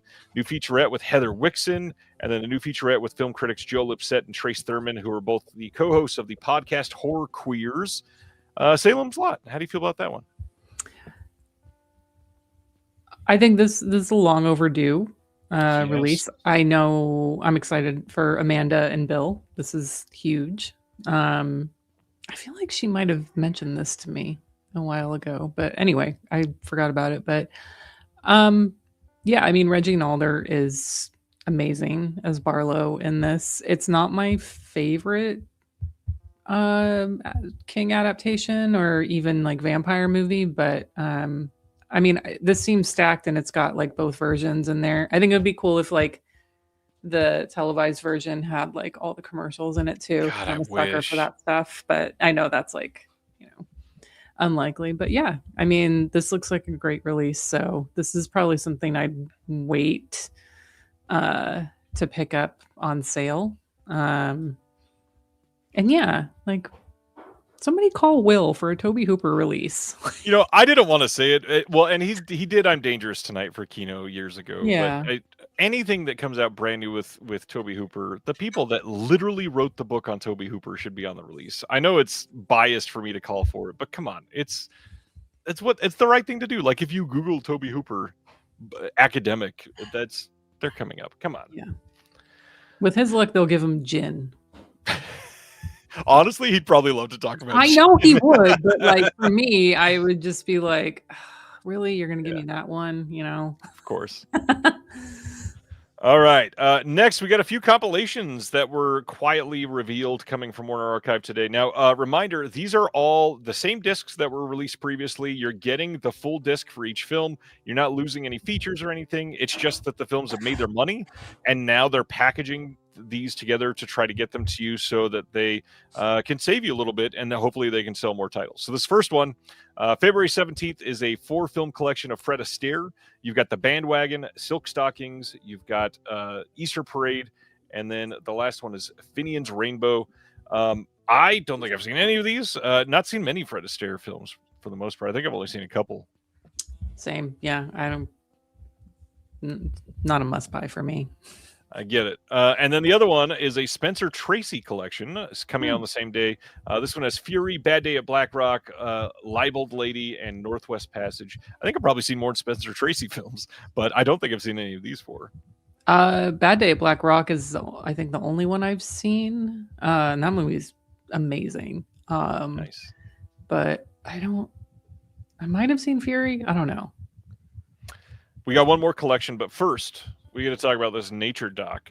On January 13th, there's a Blu-ray coming from Giant of a double feature here. We got the American Southwest and Borderlands Jaguar. If you are into nature docs, supposedly these are actually pretty good. This looks interesting. I like nature stuff. You know what this is a big miss of, though, is, they did not do the documentary Sex and the Animals. That is a joke only for Unsung Horrors listeners. Sorry, but maybe someday. If you want to know how turkeys get down, Sex and the Animals. Sex and the Animals. All right. Let's talk about Vinegar Syndrome, and then we'll go back to Warner stuff after. Vinegar Syndrome Subscriber Week is coming starting on January 1st, and they released all kinds of information about it today. So we got a bit to cover here. This is going to run a 7-day period, new stuff dropping at 12:01 p.m. Eastern. So you don't have to stay up late every night to see the new stuff. It is going to run all the way through January 7th at 11:59 p.m. Eastern. So it'll be done kind of early on that last day. That way it doesn't go into the 8th day. The new releases and daily deals will always happen at noon Eastern, like I said. This year's Subscriber Week will bring to you 3 new VS titles, 1 VSU, 1 VSL, 2 exciting new releases from Cinematograph, 2 releases from a new line called Iconoscope. It's another sub-label that you will have to purchase if you are a subscriber. 1 new Pink Line release, and then 25 partner label releases.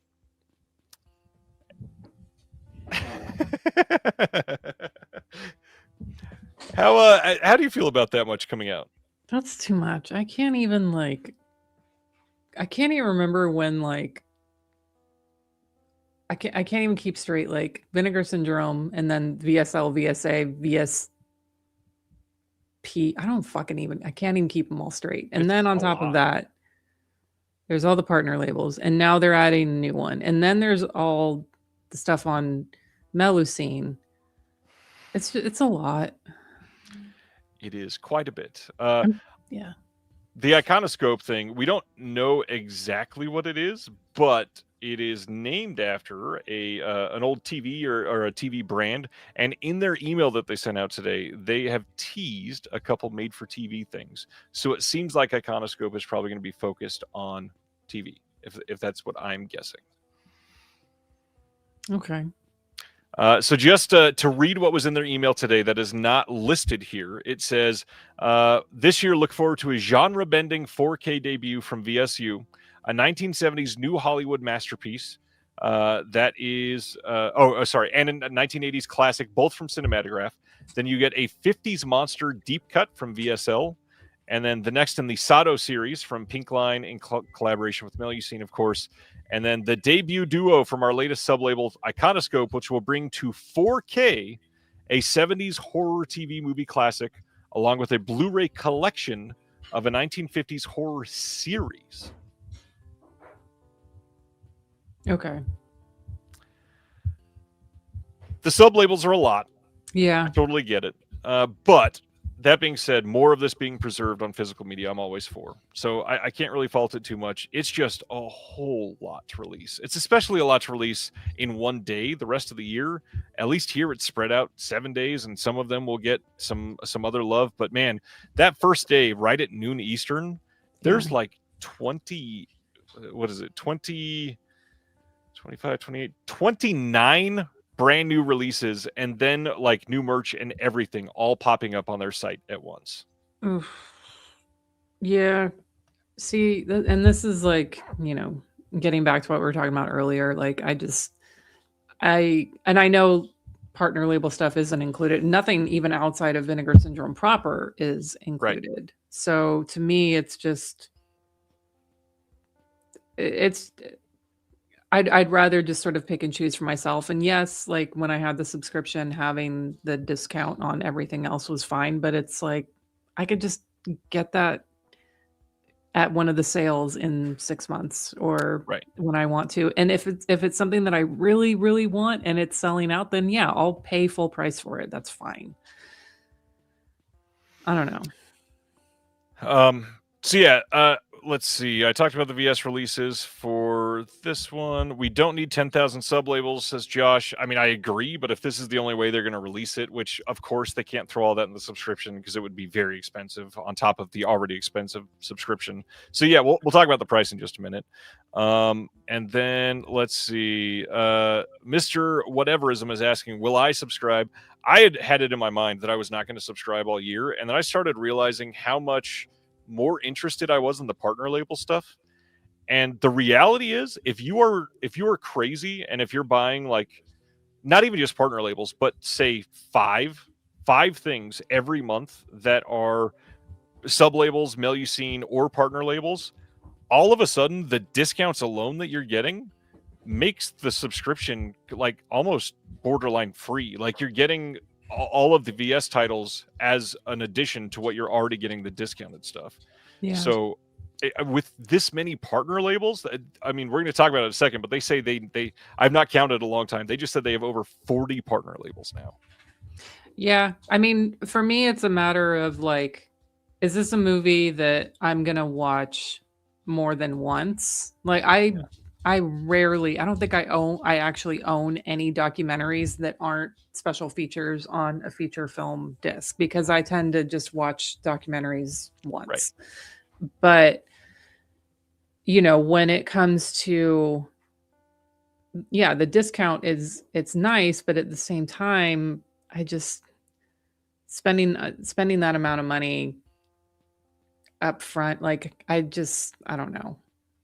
I'm not going to. I get that. I totally get the people that are out, and we'll talk about some things that make a lot of people probably more going to be out than usual this time because they're changing some things up. But the other thing that made me consider that I might actually do it this year, and this is dumb, and you can't do it now, so I feel terrible bringing it up now. But I got really lucky and found out through another site that PayPal was offering a deal where if you did a pay later option, where it's like PayPal paying for or their pay down the road like credit option, whatever. They were giving you 25% back in rewards, up to $1,500 for a purchase. So if you paid up to $1,500, you could get 25% of that back in essentially cash, because it just goes into your PayPal account. And the cool thing here is you don't ever have to like get interest. You don't have to get a credit check or anything like that. So I did it just enough to cover the subscription. And now I'm getting like $200 or $225 off of the subscription costs, essentially. Wait, you've already done it for this coming year? I did it because I used the PayPal thing that they were saying to buy Vinegar Syndrome gift cards.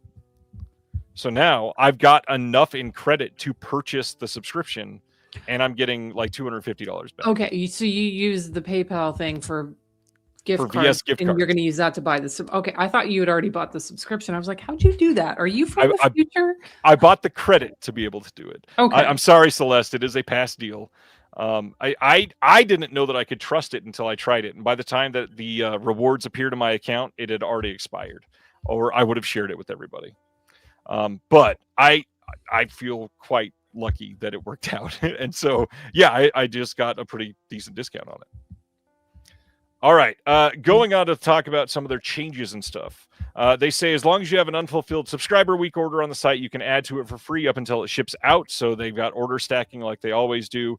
They will have that add to my existing order. So if you go on there every day and you want something else, you don't have to pay shipping again, or even once if you buy enough on that first time. They will start shipping orders on January 12th. They're Vinegar Syndrome is one of the only ones that are like on top of the production wise. You're not pre-ordering super far in advance. A lot of the stuff that people bought for December shipped literally within like 3 days. So they're going a little bit quicker during this. And then that'll be shipping throughout the end of January. So don't get too riled up if it hasn't shipped yet. But they have changed something. So yes, you still get 50% off of all of the partner labels, all the mail you've seen, all of the sub labels, all of the Command Cinema stuff, everything there. You also get your order shipped first after the sales and after the pre-orders for the month. But this is where some things started to change. They no longer have 3 different packages for US, Canada, and international. It is one price, and they're just charging you a different price for shipping. So if you're in the US, standard shipping is free. It's included in the base price. Canadians, you will pay $140 for shipping. Internationally, outside of that, $220 for shipping. And the price for subscribing this year, $1,095. And if you are a pass subscriber, you're going to get a coupon for $100 off of that price overall. So it'll be $995 if you're a US resident.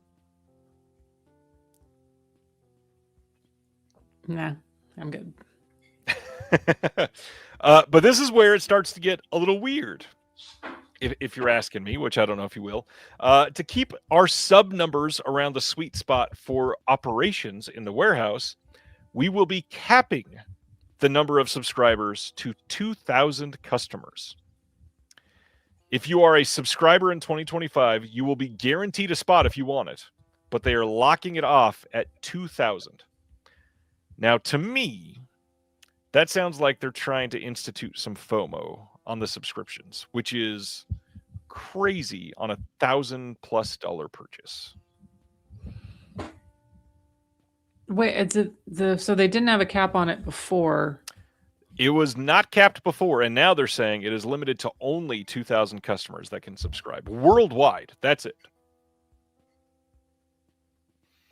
And so imagine, and I'm not saying this is going to happen, but on day 5 of subscriber week, they come out and say, by the way, subscriptions are selling fast. We have less than 300 subscriptions left.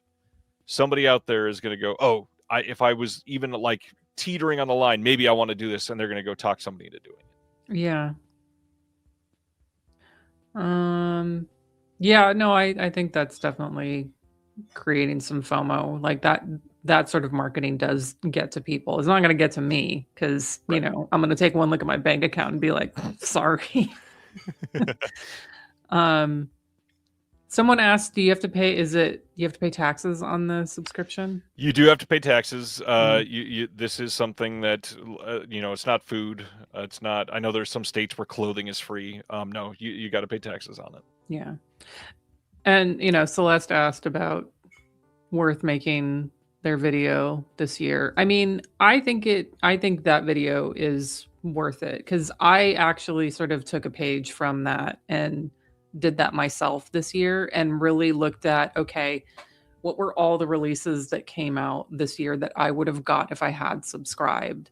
What were the ones that I would have bought with the discount and how much did I actually pay for it? And really when I sat down and like did the math for last year, if I would have got these, like, okay, well, I would have just tried to sell them, but now because they're printing or they're making so many more, it's harder to sell. Sorry, my cats are fighting behind me. Toby. Anyway, so I did my own sort of math and I was like, yeah, this doesn't make sense I'm glad I didn't kind of thing. And thinking about it going into next year, like, yeah, there's going to be stuff that I'm going to wish like, oh, I wish I had a subscription this month. This is a really great slate, but it's like, there'll always be a way to see the movie. I don't need to own all the movies. I only have, I'm an old fucking lady. I've only got so many years left that I can watch movies and I haven't even watched everything that's on my shelf yet. I'm fine. I don't need they'll all have standard editions no matter what. Yeah, that's fine. So, I mean, kind of Celeste was saying, is it even worth making a video? Celeste, you got to make the video. I got to be honest. I was considering like, how much do I talk about this and lay into it tonight? Because, I'm helping more and more of these companies. I feel sometimes like I shouldn't lambast the choices of these because many of these are keeping other physical media companies going and alive and keeping the industry going and all that. But this, to me, this feels pretty icky. I'm not stoked on a lot of this. It is something that, a lot of people have already started going against all the FOMO marketing, which I'm glad. But this, I think more people need to speak out about it for sure. Yeah. Some other small changes here, which are kind of cool in a way, but also very gimmicky in some other ways. Obviously, if you're going to get other stuff, make sure you get this. If you're going to subscribe, make sure you do that first so you get free shipping on everything. I just wanted to mention that. But then everybody who is a subscriber in 2026 is getting what they're calling a premium metal membership card. It will be engraved with your name and a QR code. Now, gimmicky, yes, because like, ooh, what are you going to flash that to somebody? That's weird. But what is kind of cool here, this is the only reason why I do think this is cool, is you can use this at their physical locations and when you go to a convention and they have their table. So like if you are in person and want your subscriber discount, you can use it there, which I think is very cool. I think that is something that if you were a subscriber in the past and you were visiting them and you would be paying more for the releases at the table, I think it's cool that they give you that option now. However, it is kind of weird to like ship metal cards engraved to 2,000 people.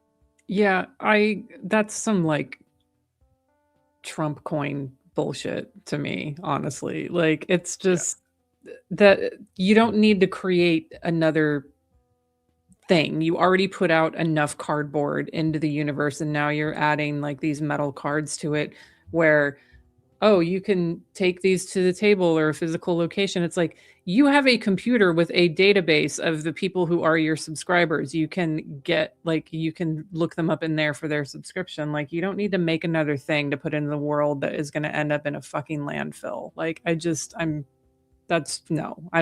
like it. Yeah, there's a lot here, lots to take in. So yeah, like I said, the big news, almost $1,100 if you were not a subscriber last year to subscribe. And that's only if you're in the U.S. If you're outside of the U.S., shipping cost is going to be on top of that. There's going to be tax involved. You're getting a metal card, and there you go. It's a lot. Yeah. All right. Moving on from Vinegar Syndrome to Warner Brothers. Warner Brothers, thanks to Bill Hunt over at the Digital Bits, has revealed some news on their 4K slate from 2026. Now, saying it like that makes it sound like it's exhaustive. It's not. They could still put out more, and they likely still would be putting out more. It's just a matter of what can they put out in 1 year. I know a couple of these were slated for 2025 and got delayed to 26, so who knows? But those titles coming in 2026. Ben-Hur. This is already listed for pre-order. It is coming in, I think, January, February. All the President's Men from 76 coming for pre-order already. That's quarter one as well, January or February. Eraser from 1994. Gravity from 2013. Mars Attacks from 96. Interview with the Vampire from 94. Gone with the Wind, finally, from 1939. And Magnolia from 1999. All getting 4K releases, either hopefully this year. It's planned for this year, but they could get pushed to 2027. Any thoughts on any of those? I mean, I love Mars Attacks, but Magnolia, yeah. I mean, yeah, they can have it. It just feels like, I know a lot of people want that for a Criterion, but you know. They'll make their money. That's why they got to hold on to it. Oh yeah, no, I get it. All right, so that's Warner Brothers. Again, no dates for any of these, no pre-order other than Ben-Hur and All the President's Men. You can pre-order those already. This has been confirmed by Bill and his contacts, because he does have some studio contacts, but also Warner Brothers' Korean distributor started teasing the titles, funny enough, and that's how some of these got originally confirmed. All right, and then back to Warner Archive for the last of those three collections. We are getting a Broadway on the big screen 6-film collection, and this has Gypsy, Guys and Dolls. It's got Brigadoon, The Damn Yankees, The Pajama Game, and then Ken Russell's The Boyfriend. I want to see The Boyfriend. I think I don't want all of these, so I'm good. Well, you can just buy the single disc release thing. Yeah, or rent it from the library. All right, a really, really great couple of announcements from friends of the channel. New Wave Video. This is John Matthews in Australia's label. He's been on the show multiple times. These are both coming in late February or early March, both on Blu-ray. And they are going to be available at all the U.S. retailers and overseas, so check it out if you're after them.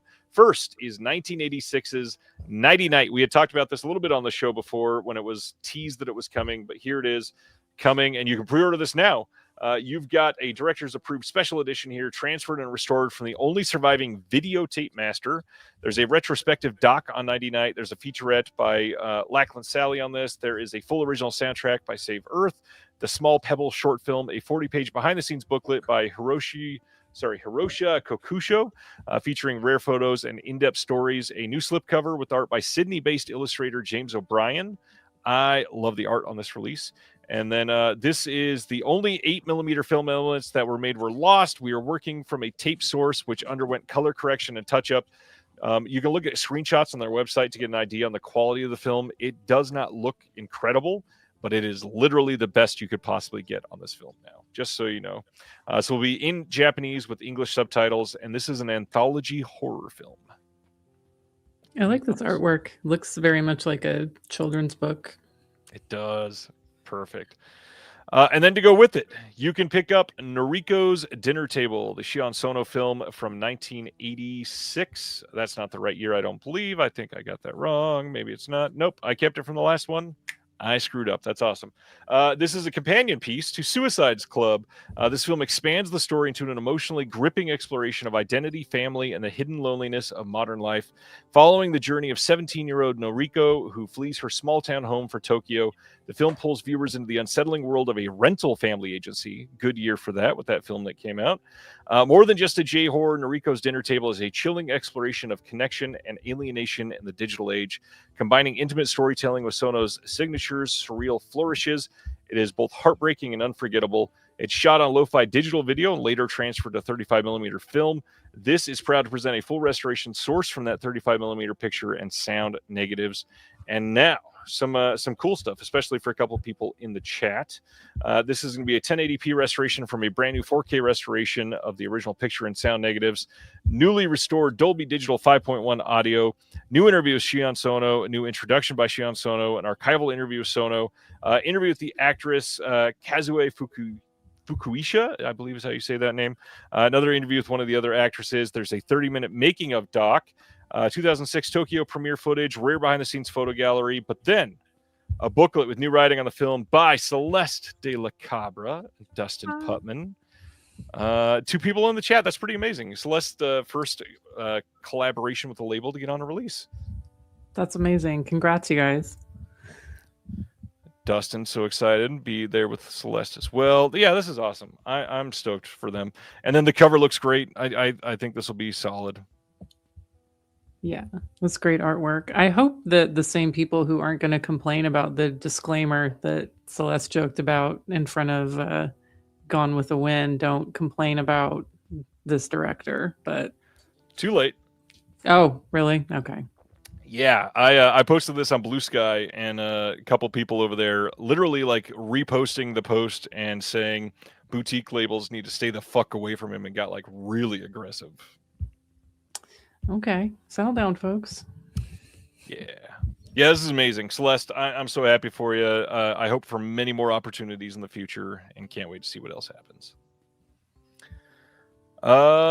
If you are wanting, they're also doing this. This is not the highest quality picture, but they're doing a Nighty Night shirt. If you want, you can pick this up, and you can get this with just Nighty Night, the Blu-ray, or you can get a bundle with both films, or you can get a bundle with both films and the shirt, and probably get a tiny discount on all of those together. Check it out. Then we got some Kino announcements. I believe this is, we're nearing the end. We got like 5 more. The Prisoner of Zenda. This was announced previously. It's a Peter Sellers film from 1979 coming on March 3rd from Kino. This is going to have a new audio commentary by Paul Anthony Nelson and Lee Zachariah. And that is it. Are you into Peter Sellers at all? Passively. I don't know. I don't seek him out. I'll leave it at that. What about when he's the Pink Panther? And on March 3rd, you can also get a 4K of The Return of the Pink Panther from 1975. Don't forget, that's not the right word. They are doing all of these. And then after those come out, they're going to do a box set of the Pink Panther films. So if you want to wait, you may want to wait and get them all in one go. This is going to have a bunch of archival extras on here. We got an audio commentary with the Peter Sellers Appreciation Society's Jason Simons, and then some other interviews and extras on the Blu-ray disc on this one as well. Yeah, it's literally the only thing I really know Peter Sellers from. So. I get it. Then on March 3rd, 1992's Beethoven coming to Blu-ray from Kino Lorber. This is a brand new 2K scan of the film, new audio commentary by the director, moderated by Douglas Hosdale, and another new audio commentary by Joe Ramone. This is only a 2K scan of the inner positive, so this will likely never come to 4K for those of you that are listening to this later and saying, why no 4K like everybody does? This will likely never get a 4K. Oh, no. Yeah.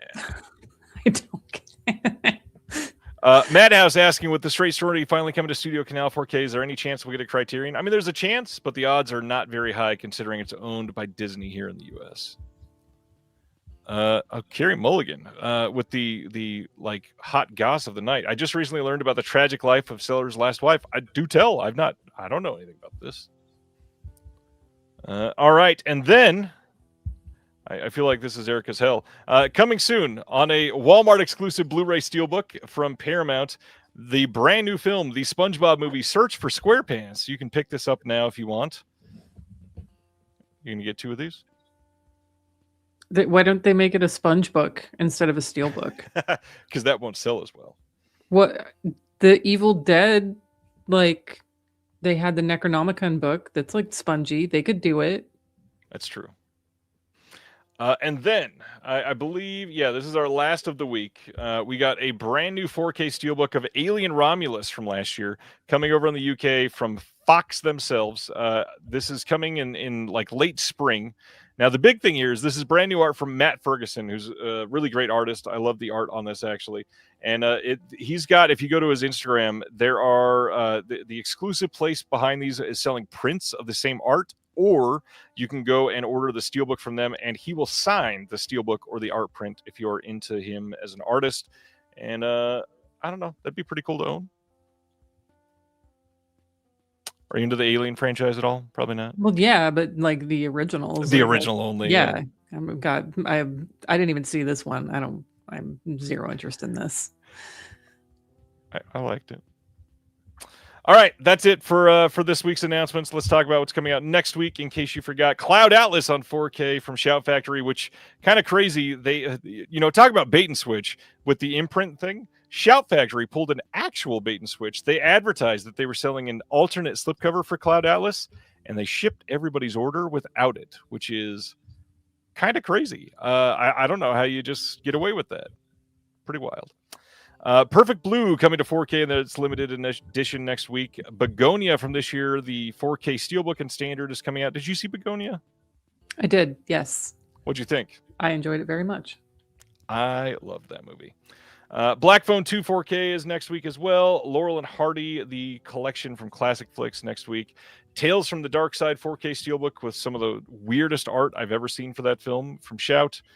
A Big Bold Beautiful Journey, which Sibner in the chat loved this movie. I did not love it, but it's all right. We Are Still Here, 10th anniversary coming next week. Pointed Heels might come out. This company, the last couple announcements they've had did not come out on the release date, so we'll see if that actually happens. And that's it, other than some anime stuff called Learning the Hard Way. Are you going to check out any of these? And I think I know the answer. No. That's what I thought. Not a one. I already got forced into seeing fucking Black Phone 2. Did you hate that one? Yeah. God, I don't know why everyone likes that guy's movies. All right, so here's the Peter Sellers thing. Lynn Frederick was considerably younger than Sellers and married him during his most miserable years, where he was apparently abusive. She died at 39 of drug and alcohol abuse. Yikes. Yeah. All right. Film resolutions. This is something you're covering on Unsung Horrors and something we're covering here tonight. Do you do this every year? No. For everybody? No. So the previous years we have just done like favorite new watches, right. Film discoveries, but I feel like everyone sort of jumped on that bandwagon too, and we're like, all right, well. And I think a big part of it too was this year, just both Lance and I didn't really watch as much as we normally do. And I mean, we both watched like 300-400 movies each, which to a normal person that's a huge number. They think that's insane. But most of those movies were either for the podcast or related to the podcast or related to, special features we were working on. So there really wasn't much that we could talk about that we hadn't already mentioned either in the podcast or in special features. So we're like, we didn't want to just list off movies we'd already talked about. So this idea sort of came out of that, I guess. And a lot of that too came from just our talking about our letterbox stats before, we had even started kind of talking about the idea and recording, and like really just sort of looking at what did our 2025 look like, kind of thing. And so that's where the majority of my resolutions come from, is from my letterbox stats. All right. I've been wanting to do this for a couple years, actually. So I'm glad. And actually, outside of the podcast, do you do this every year? Have you done this before, where you've decided, like, for the year, I'm going to focus on a couple things? In the past, I've said, like, I'm going to make like this actor, this director, my most watched one. Yeah. And there's been years where I've been able to stick to that. This last year, I didn't make any resolutions for 2025, but I was also in a huge depression funk, so wasn't really caring about, like, wasn't a priority. Oh, I'm gonna make sure that I don't know, Kwei Chi Hung's my most watched director this year. Like, no, I wasn't doing that. I get it. I like I said, I've wanted to do this for the last couple of years, and this year ended up being very weird. I focused more on theater than I ever have in my life, and that's probably never going to happen again. So I'll let that stay in the past. But this list was fun to make. There's a lot of things that I want to focus on and want to make important. So I'm ready. What is the first one on your list? Yeah. Well, I haven't seen anyone else post any of their resolutions in the chat so far. So if you folks haven't, I would very much say, please post them in Ryan's Discord. And if you are not in Ryan's Discord, then that means you are not subscribed to his Patreon, which Ryan never plugs for himself. So you should subscribe to his Patreon, people. Okay. So this year, and I'm just going to preface this with like real quick in my own like letterbox stats for the year, just because where are they? 2025 was very Hong Kong heavy for me. Nice. Like an insane amount. So I was even looking at my most watched directors and my most watched actors, and of the 40, like not even just like the top 10, of the top 40, only 2 of them were non-Hong Kong actors. Like, that's how many, that's insane. And most of them are men. Like, I think there's like 2 women in there. So Jeez. I'm like, all right. So I'm trying to minimize Hong Kong. My most watched directors, 1, 2, 3, 4, 5, 6, 7 of the top 10 were Hong Kong directors. So like, I'm like, I need to take my foot off the gas there a little bit. That being said, there are a few things that I definitely want to finish on the Hong Kong side. So you know how on the stats you can see like the collections of films. So there's a bunch of those, and it gives you this feature of like almost finished, where you're like one away from finishing this whole film series. And so my OCD and my like need for completing things saw that and was immediately like, oh, well, I need to finish all these things. So that's the majority of what we're going to talk about. So for Hong Kong, for next year, I need to finish the In the Line of Duty. That's the Hong Kong Girls with Guns. I've watched 7 out of 9. The 36 Chamber movies, I've watched 2 out of 3. So I got one of those to watch. The Inspector Wears Skirts, I've watched 3 out of 4. So I need to watch the second one. Unfortunately, I didn't watch them all in order. And then there's apparently a Demon trilogy, which I didn't know these films were part of a trilogy, but it's Ghost Nursing, which Vinegar Syndrome put out, Seeding of a Ghost also, and then Invitation of Ghost from 1984. And I haven't seen that last one, so I'm going to watch that. And then I'll have all of that. Nice. Those are my Hong Kong resolutions. So only 2, 3, 4, 5 movies from Hong Kong. Not saying that's all I'm going to watch from Hong Kong. Yeah, I'm going to finish up those collections. So that's 4 collections I can finish right there. Were there examples of collections that you finished this year that you watched entirely? Oh, I watched the whole Decalogue series, the Christoph Kieslowski. Whatever his last name is. How'd you feel about that in 2025? I mean, They were all excellent, but I was having a good, I planned it for that one. I was like, I got it from the library. Shout out my library. They're good with the Criterions, and I watched all of them in one day. Damn. I probably should have broken it up into like 2 days, but I was like, I'm almost done. I'm just going to push through. I'm going to watch all of them. So, he ended up being one of my most watched directors because I logged them all separately each episode. So yeah. Way to pad the stats. Yeah. All right. So in terms of that, I've been talking about for the last year and a half, and this is such a like borderline elementary level one, but I wanted to throw this out there. I want to do an entire filmography in 1 year. Not like I've seen the rest of his movies, I'm going to finish his filmography. I want to do anybody. I think one of the bigger directors that's got like more than 10 films. I want to watch all of them in this 1 year. Start like the first week of January and do one each week or one each month, something like that, and get as many as I can and get through from the very beginning to the end. But when I'm saying that, I'm going to try to do everything, like short films, things they co-directed with somebody else, and not just do like the major things, but try to do something for everything for a filmography from somebody. And do you have one picked in particular? I'm not. There's a couple that I've had in mind. Kubrick is one that I've really wanted to see, like the evolution of that from the beginning all the way through the end in a short time span to see how he progressed. I know that there's a couple that I've seen, like Dustin. He's commenting right now. He watched all of a few directors in the last couple of years, I believe, and he's gone through chronological order, and it's really nice to see kind of how like your sensibilities towards that style changes, kind of how theirs does. And sometimes you'll grow to like them more, or like see patterns that you never would have noticed if you weren't watching them so close together. And so I don't want to just say I remember watching these 3 films, so I'm going to forget those. I want to do everything just in case I see something new. Yeah. I don't think I'm going to choose Jess Franco. I mean, I think Will is the only person that's probably closest to actually finishing. So yeah.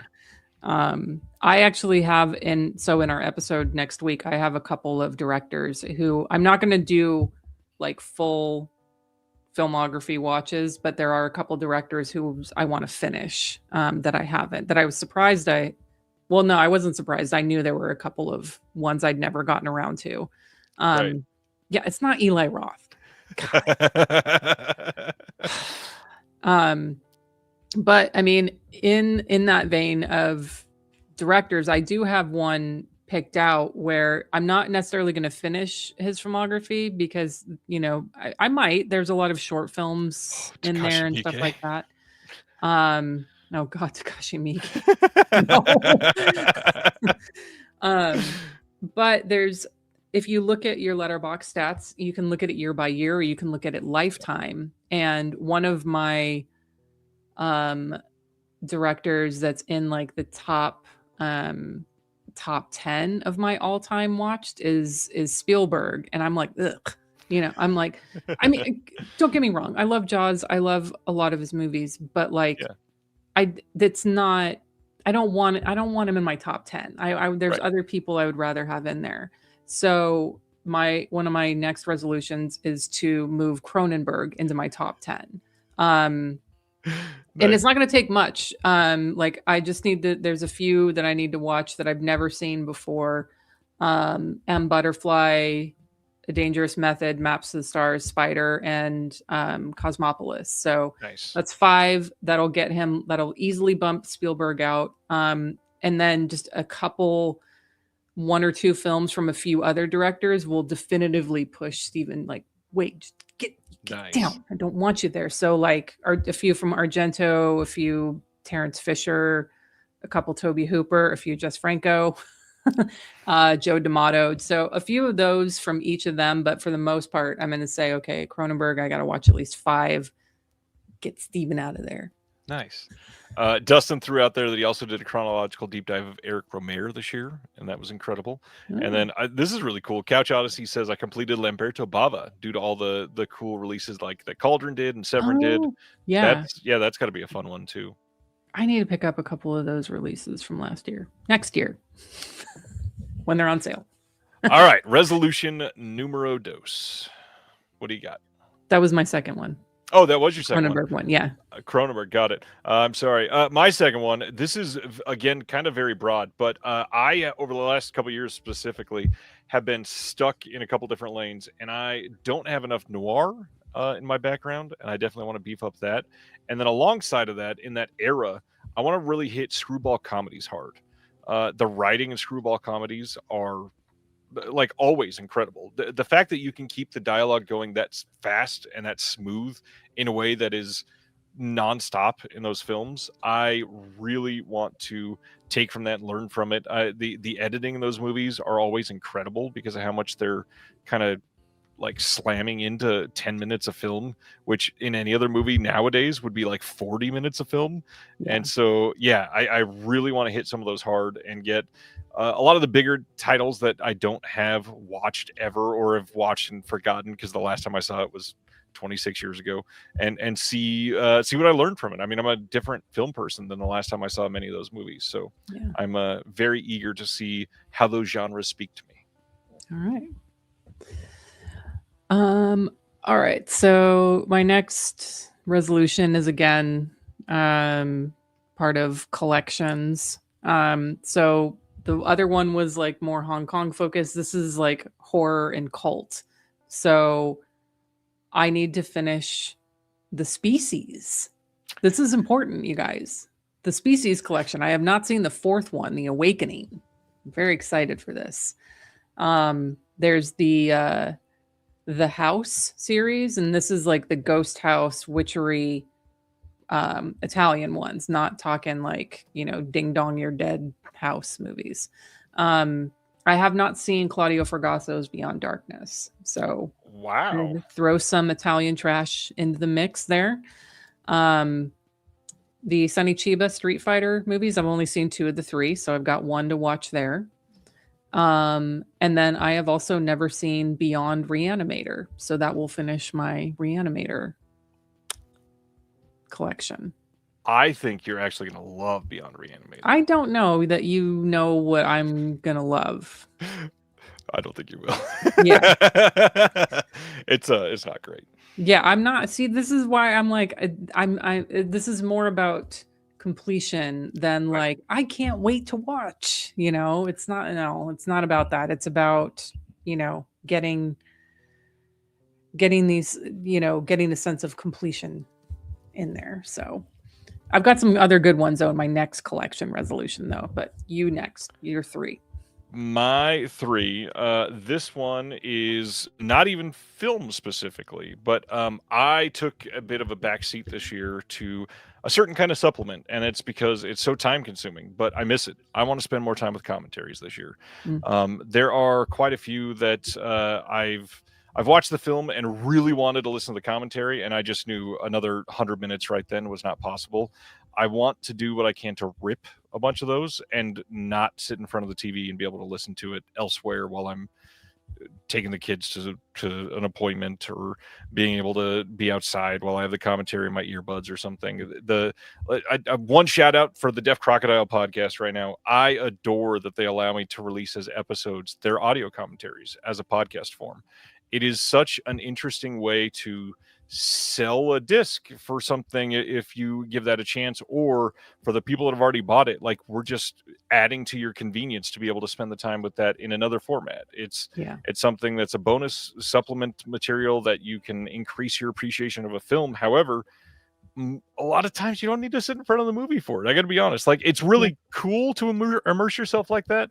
You don't have to, especially if you watch it on like a Tuesday night and then you listen to the commentary the next day while you're commuting to work. You saw it the night before. You can probably, when they say, oh, in this scene, she's doing this. Why? I don't need to see the scene while she's doing that. I can remember. Yeah. And I think a lot of people listen to commentaries while they're doing other stuff around the house anyway. They're not actually sitting there watching it. So I think that makes sense. Yeah. More commentaries this year. I need them. I can definitely get behind that. I need to listen to quite a few more too. But okay. Last collections resolution is classics. So I need to complete the Planet of the Apes. So I need to watch the last one, which is Battle. I've been told it's not good, but that's okay. Doesn't matter. Yeah. Let's see. Then I've got the Hammer Dracula that I have not seen all of them. I need to watch AD, and then Nice. the Hammer Karnstein. I always say that wrong. I've seen Twins of Evil. I've seen Vampire Lovers, but I have not seen Lust for a Vampire. So that's coming for next year. Twins of Evil is so good. So just with all of those collections movies that I need to watch, I will have completed 10 collections. So that's gonna nice round number for that. So I'm very excited for that. Nice. All right, you're number 4. Yeah. Yeah. That's great. That's cool that you're completing those. So my number 4, another broad one, but another one where I noticed a trend that I did not love in myself, and that's a lot of times when I don't stand off from foreign films ever. I don't even pay attention to what language it's in or where it's from. I will try to watch anything. That being said, it seems like a lot of these companies that are releasing stuff, or theatrically, or I've seen most of them, they're mostly like cult or cult adjacent titles. They're mostly horror. They're mostly sci-fi. They're mostly something along that realm. I kind of want to beef up more of like the more just foreign dramas and foreign comedies, and try to get into the culture side of those, because there's a lot of great foreign dramas that I've seen, but not enough that are able to completely go through this. I have loved most of the ones that I've seen, and I need to see more. It's not easy to track some of them down. That's the hard part. But yeah, I love them. I love foreign films, and I need more.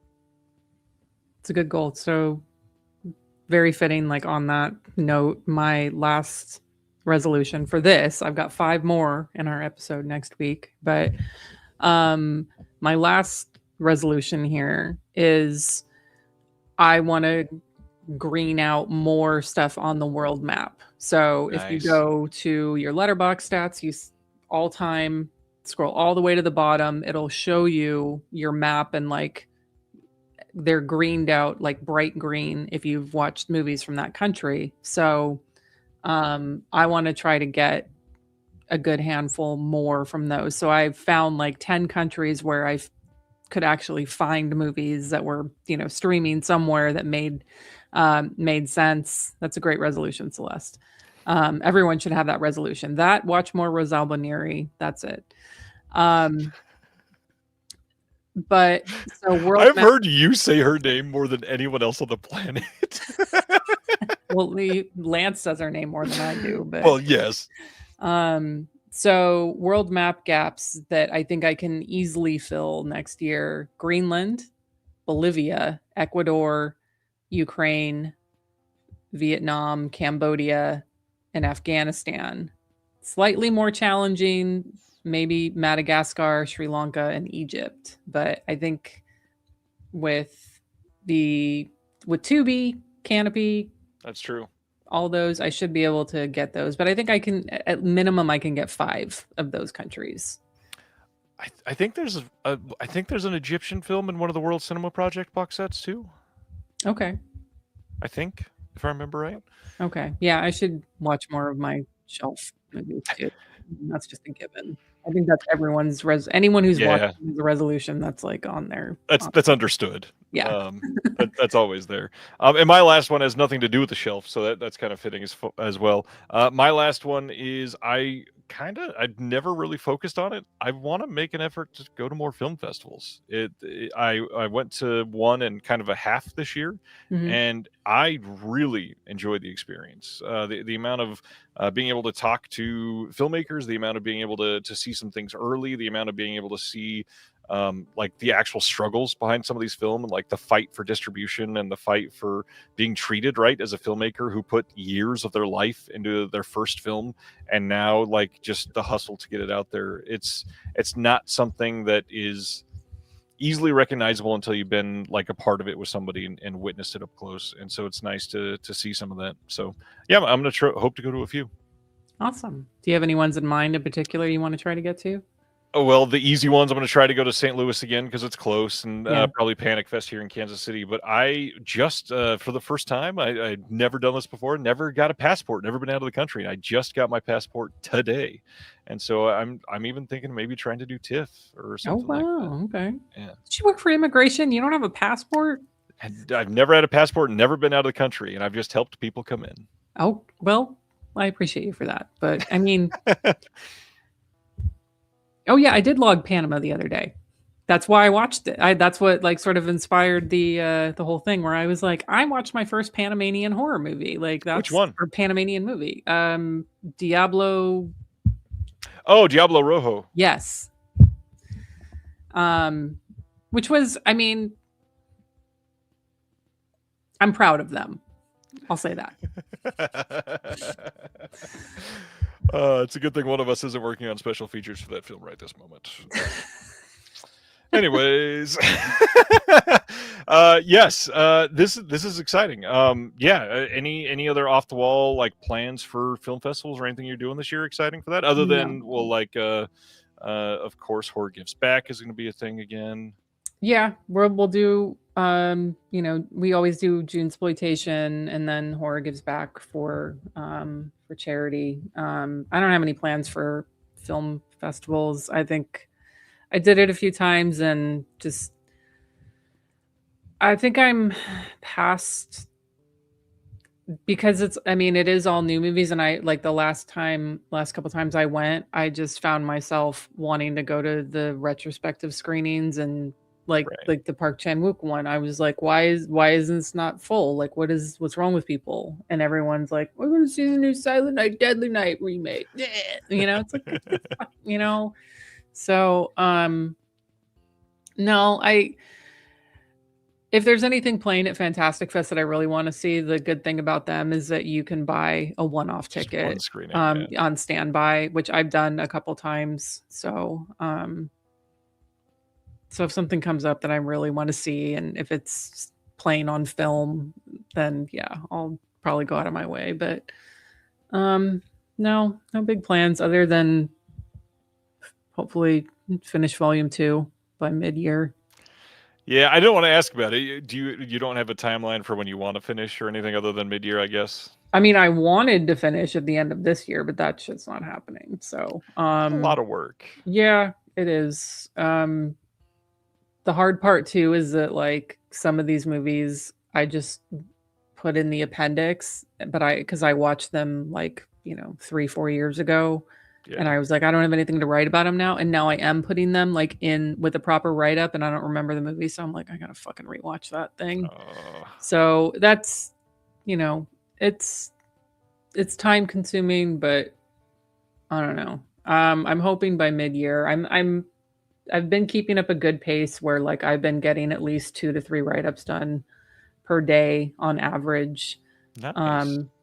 But there still are, I've got about 4 chapters left, but it's exciting because I've gotten a lot of interviews with people for this version. So far I've got like 10 interviews with directors or other filmmakers. So, nice.